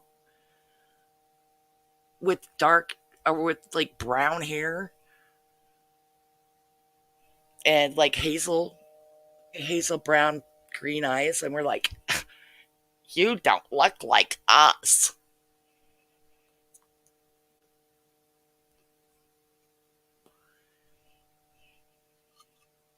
Resulting idea that having 13 people at a table was bad luck eventually expanded into 13 being an unlucky number in general. Now, this fear of the number 13, called triskaidekaphobia, is so common that many buildings around the world skip the 13th floor, with the numbers going straight from 12 to 14. Of course, many people consider the story of the Last Supper to be true, but other superstitions come from religious traditions that few people believe in or even remember. Knocking on wood is thought to come from the Wow. All your cousins are like in the 6'3" range. You know, my nephews, I have a lot of like nephews and nieces, but I have nephews that are all within 5 years of me. There's a set of twins. One passed away, unfortunately. He died young at 42. Like, he died like 3 years ago of the same thing that took his dad. He basically had stomach cancer at that age. But he was 6'5". His twin was 6'6". His little brother was 6'3". His other little brother was 6'2". Yeah, my nephews are big boys.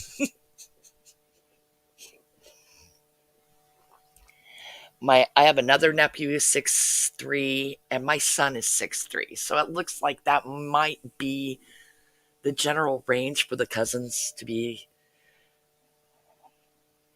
Rarely do we have boys in my family under 6 foot tall. It's weird. But my dad was 6'6".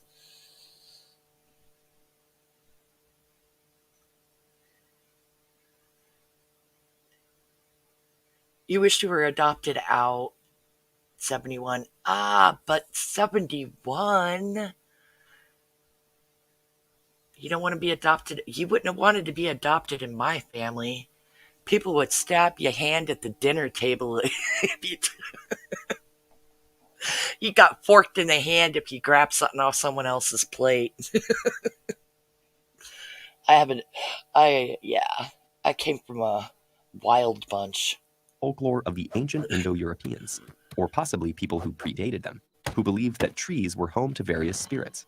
Touching a tree would invoke the protection or blessing of the spirit within. Good. And somehow, this tradition survived long after belief in these spirits had faded away. Many superstitions common today in countries from Russia to Ireland are thought to be remnants of the pagan religions that Christianity replaced. But not all superstitions are religious. Some are just based on unfortunate coincidences and associations.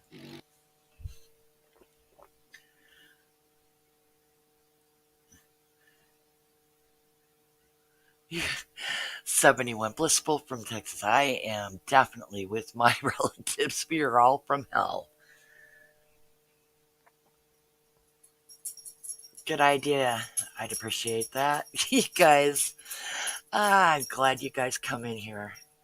It's fun chit-chatting with y'all. For example, many Italians fear the number 17 because the Roman numeral XVII can be rearranged to form the word vici, meaning my life had ended.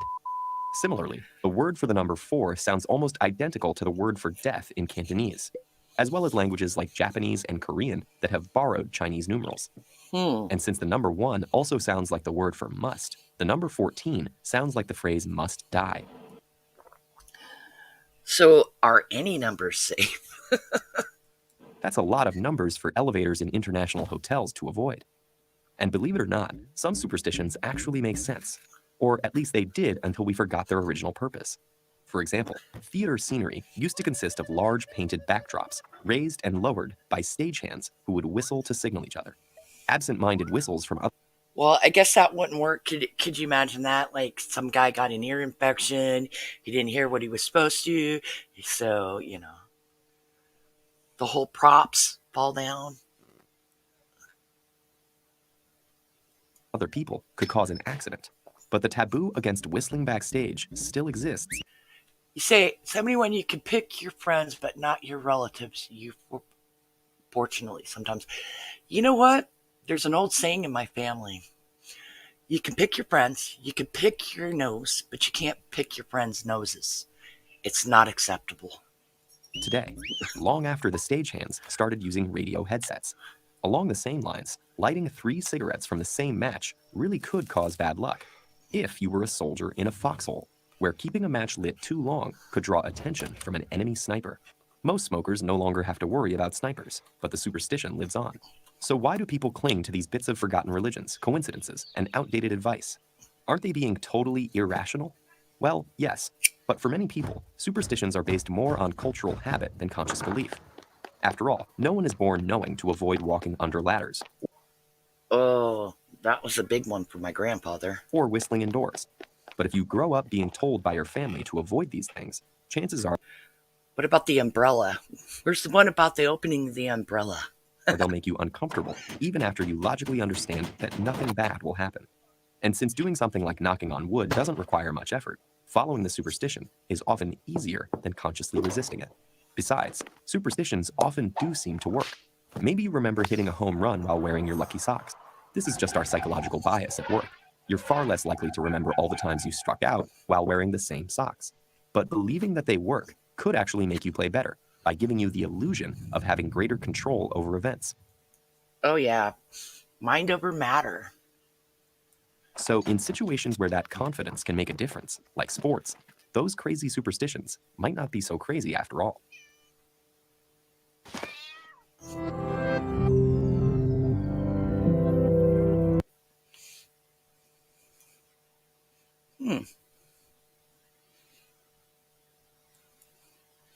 Interesting.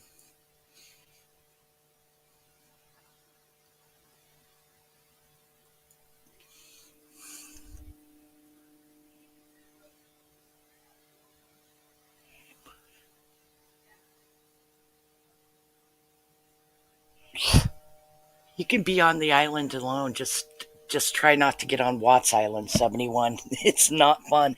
And it's an island that's hard to get off of.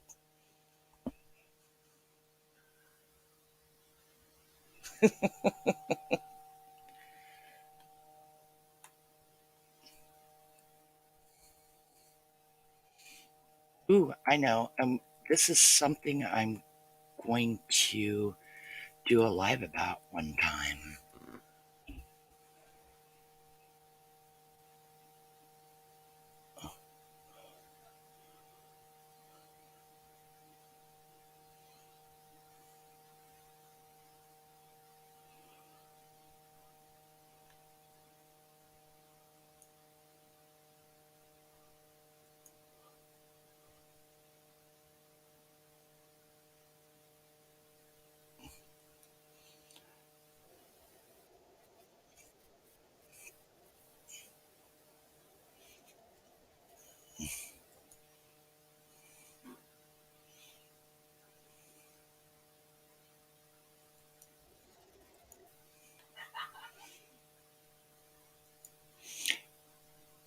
This is something I want to show you guys that, like, I've talked about it before.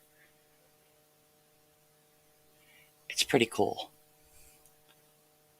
For decades, scientists have debated the existence of engrams, the physical storage of memories in our brain. Intriguing recent research now reveals that ancestral memories may be inherited by offspring. Could traumatic memories inherited from our ancestors contribute to the rising incidence of mental illness? Nearly 1 in 5 Americans lives with. See, it's kind of cool. Like, DNA memory.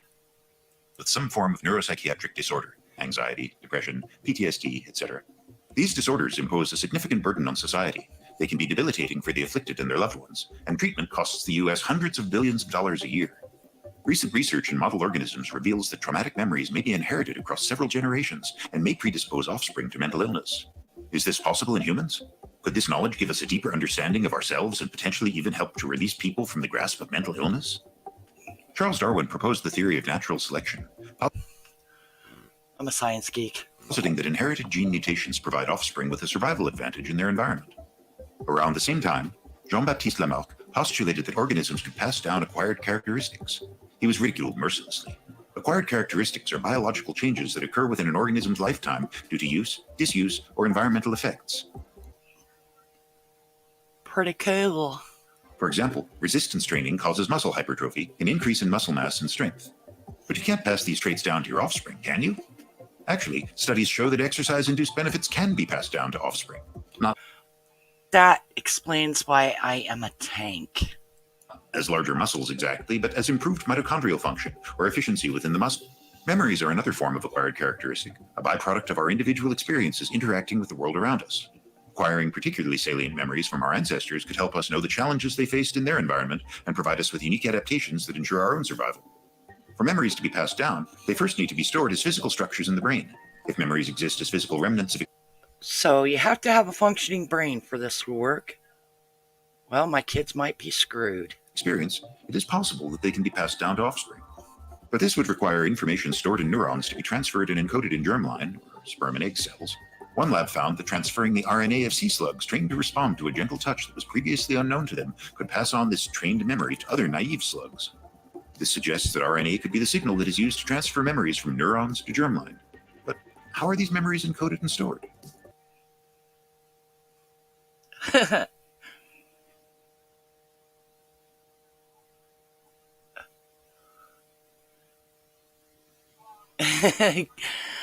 Well, that's out half of the trauma community. Mounting evidence shows that epigenetic right?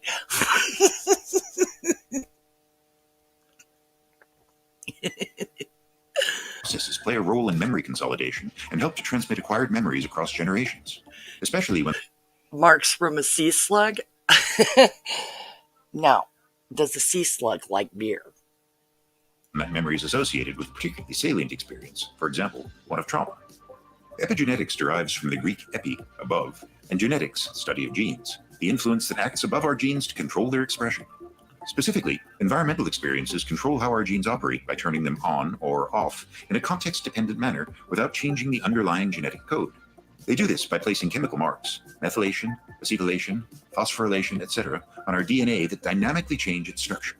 This change in structure makes specific genes more or less accessible to the transcriptional machinery that allows them to be expressed. Cool.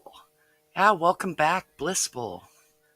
In doing so, our cells are in a constant crosstalk with their environment to determine which genes to activate or repress to optimally respond to environmental conditions.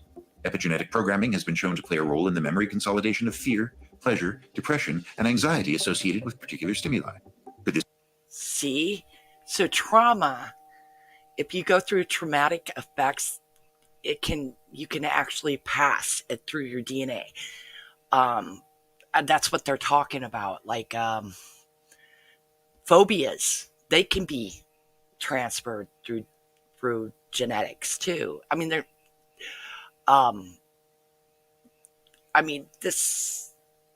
starting to put this all in a biology texts and stuff too. It's kind of cool.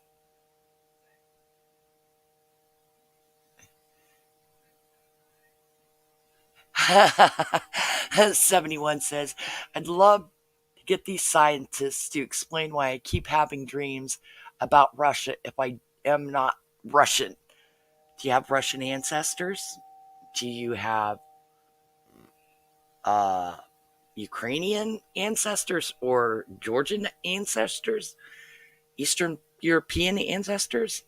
It's a possibility. This be the mechanism through which memories of ancestral environments are passed down to offspring. One particularly impactful experiment We hit it right there.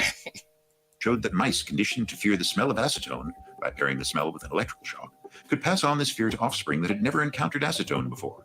Researchers studying 3 generations of mice found that their brains had increased electrical activity, size, and number of the specific olfactory sensory neurons that responded to the smell of acetone. The scientists found that the fear of acetone was encoded through epigenetic changes in the parents' neurons that were transmitted and encoded in the... Well, there's a lot of countries around Russia. So you're mostly Irish then. genome and germline of subsequent offspring. A similar epigenetic signature was preserved on the sperm that would eventually become the offspring, but it subsequently disappeared on the sperm of the next generation. When it did, Hey, watch me get reported for showing sperm. It's porn. Fear of acetone was lost. Is it possible that trauma in humans can be passed down in the same way? Multiple studies chronicle data showing that this phenomenon occurs in humans as well. The Dutch Hunger Winter study, for example, looked at an extended period of famine toward the end of World War II, when Nazi soldiers blocked food supplies to the Netherlands for several months. Oh, no. This horrific act killed more than 20,000 people and left thousands more severely ill.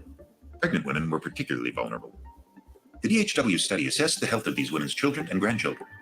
It found that they had a higher incidence of obesity and were at higher risk for metabolic diseases such as type 2 diabetes. Because they didn't want to starve. This suggests their bodies were programmed to alter their metabolism and hold on to every last calorie in case they too had to face a famine similar to that of their ancestors. See, so if you gain 5 pounds and you think you're fat, blame it on your ancestors, not Mickey D's. Ronald McDonald had nothing to do with it.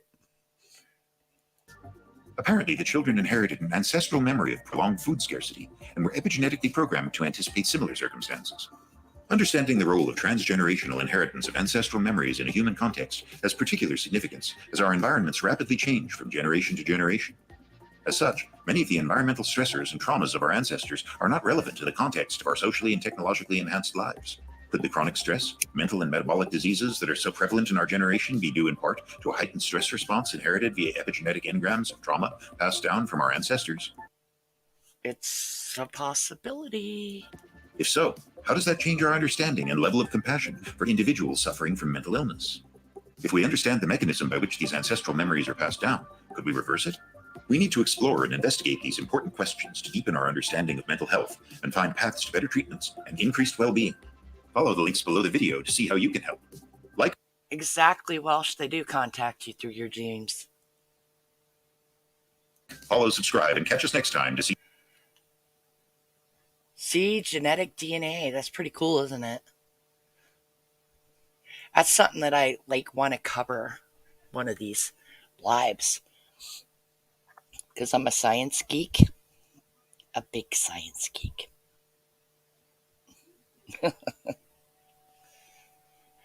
Oh, good gravy. The things you learn, the things you learn. See, it's not just an adventure here. It's a learning experience in Ginger's room.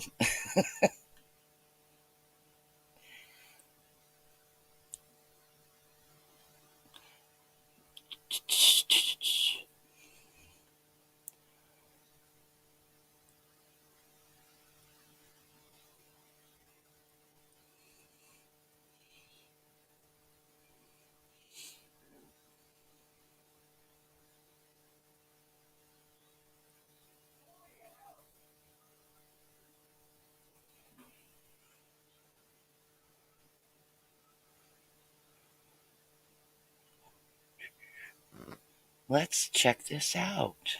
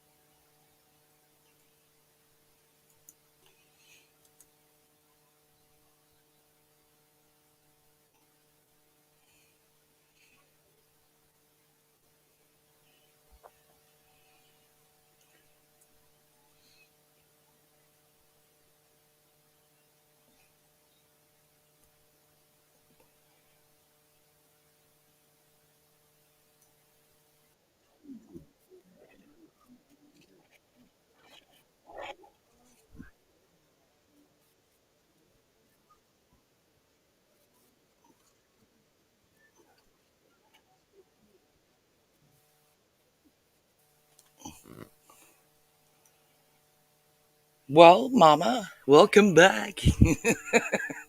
We were just talking about memory DNA. I'm going to go do a live about that one of these days. But right now, I'm blowing to the next couple of weeks until after Mr. G gets his surgery done. I'm kind of doing just things like this and some science programs or whatever until Blues gets better. And then we'll start back on our Hollywood true crime that we enjoy doing. Because, you know, she's awesome. But I got this two.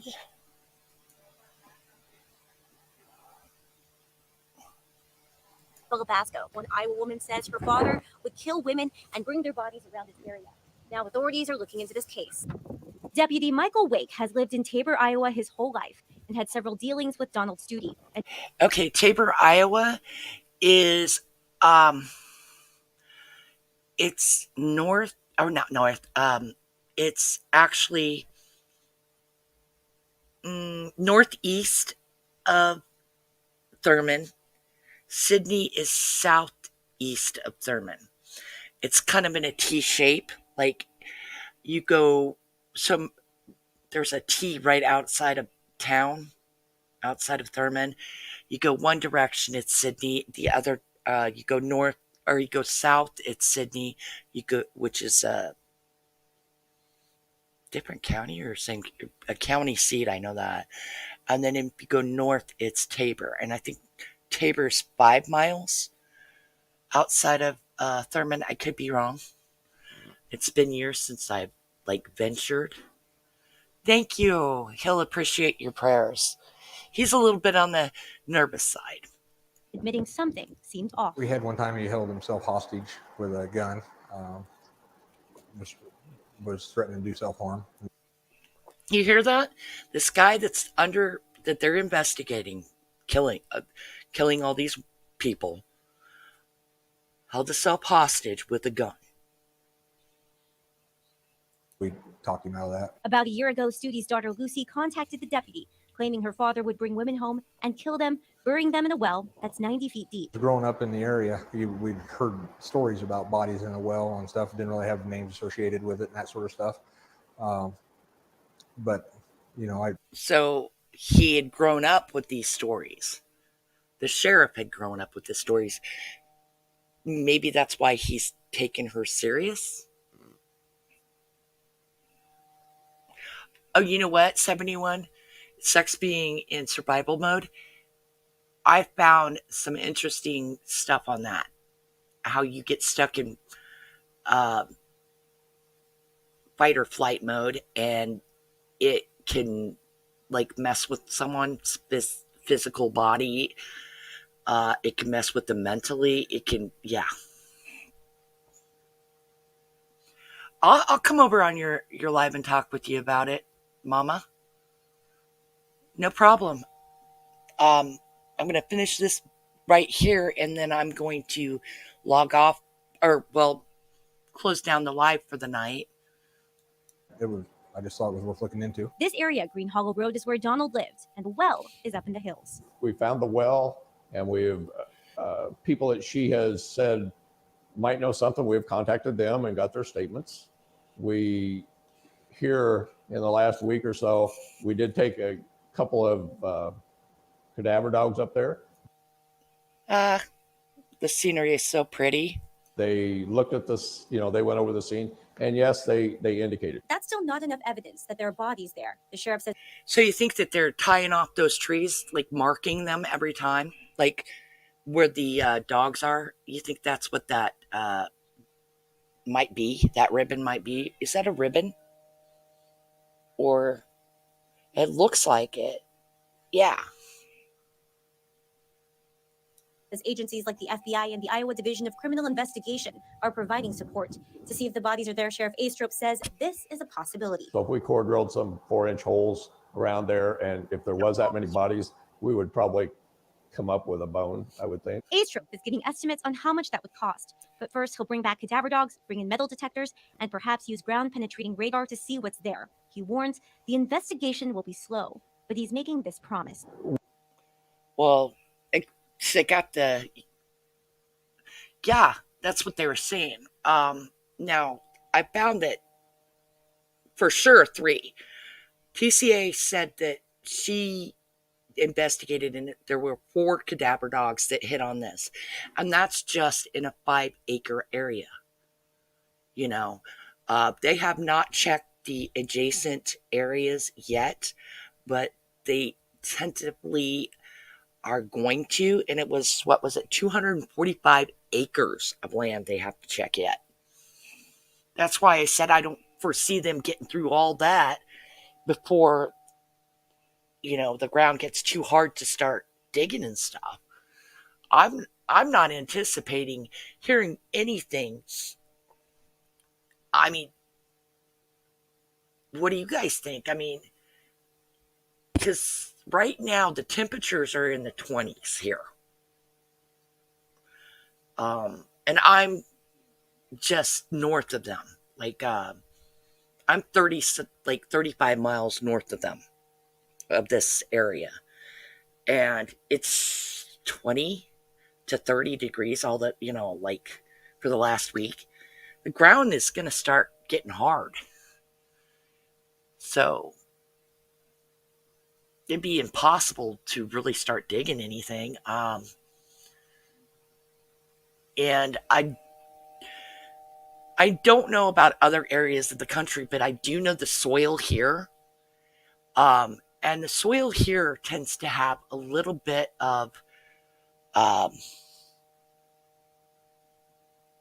like almost silt.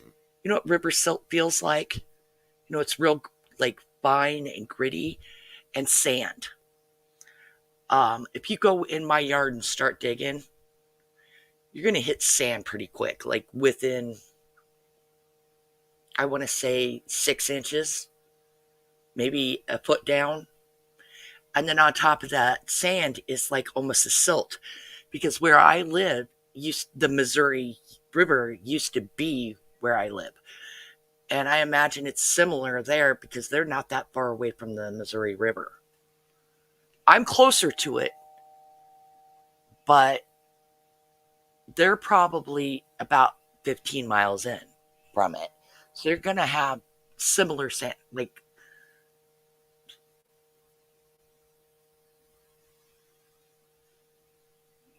we're going to follow through. We're going to finish this one way or another. We're going to get the answers to this. Isabella Basbooth. With our unique tub over tub installation in just a day, Bathfitter does.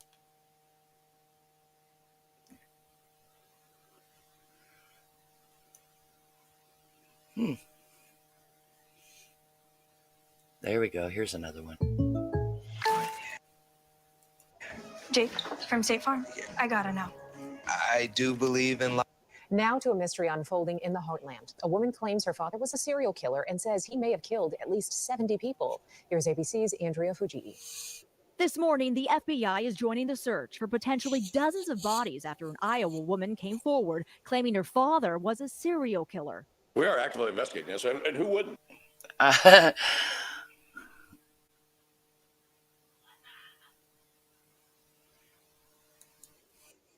Authorities are searching an area in Fremont County, Iowa, where a woman, now 53, says as a child she helped her dad, So this is kind of, I don't know, a little bit weird.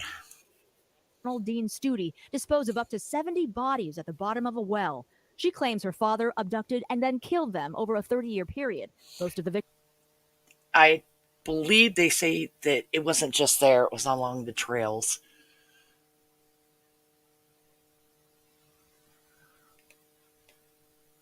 Do I think the body count could be that high? Yeah, actually, it could be that high. Some of these rural places, if you think about it, and the thing is, like I said, they're not that far from the Missouri River, too. He could have dumped some in the river, too. Just a thought. Or he could have temporarily buried them and moved them to the, because the Missouri River is not a tiny river. and it has a strong current.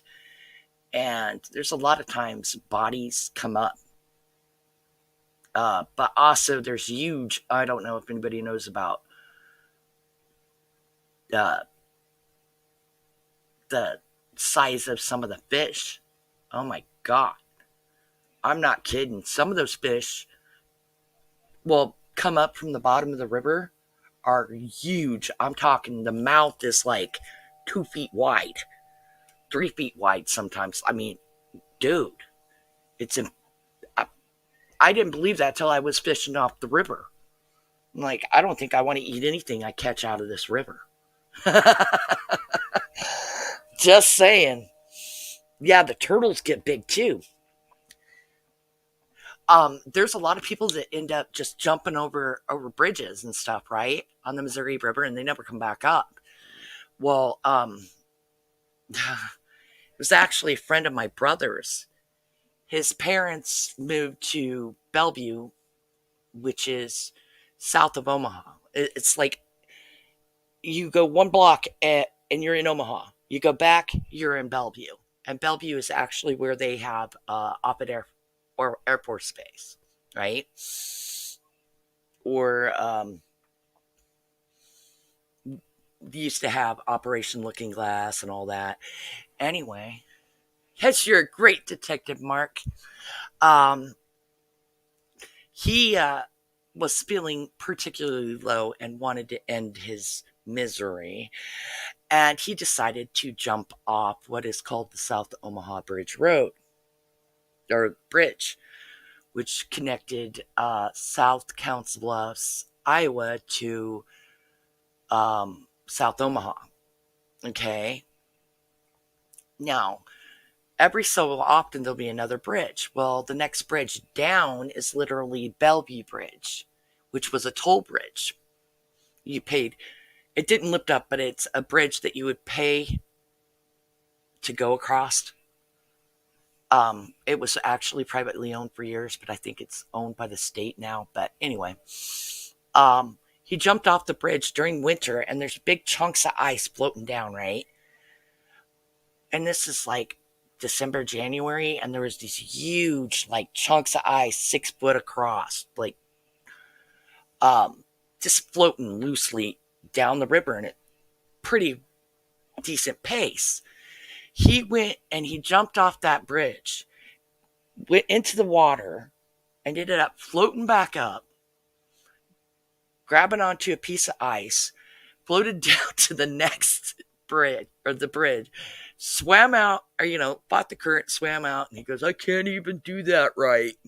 And he walked to his parents' house 5 blocks from the river.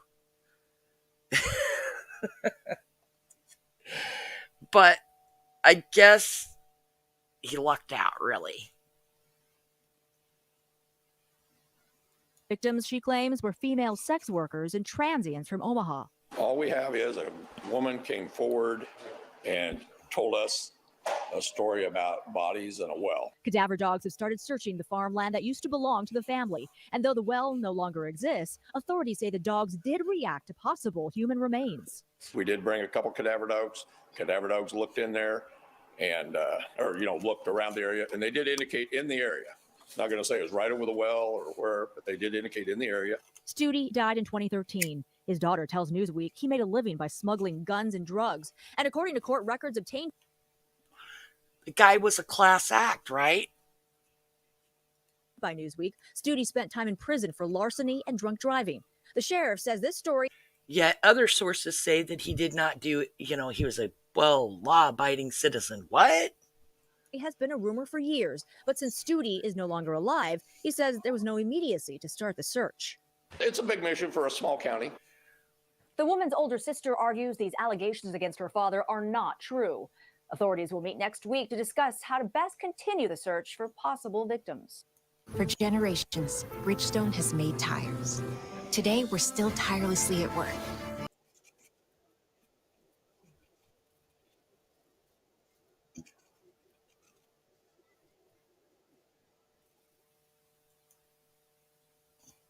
Anyway, that was a joy, wasn't it?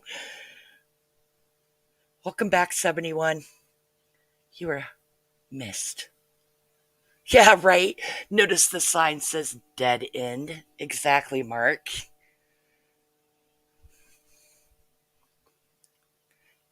You were an awesome detective, dude.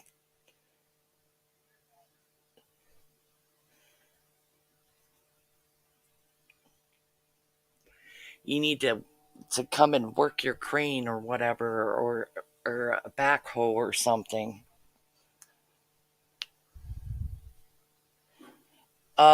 Well, your kid's getting ready for bed anyway.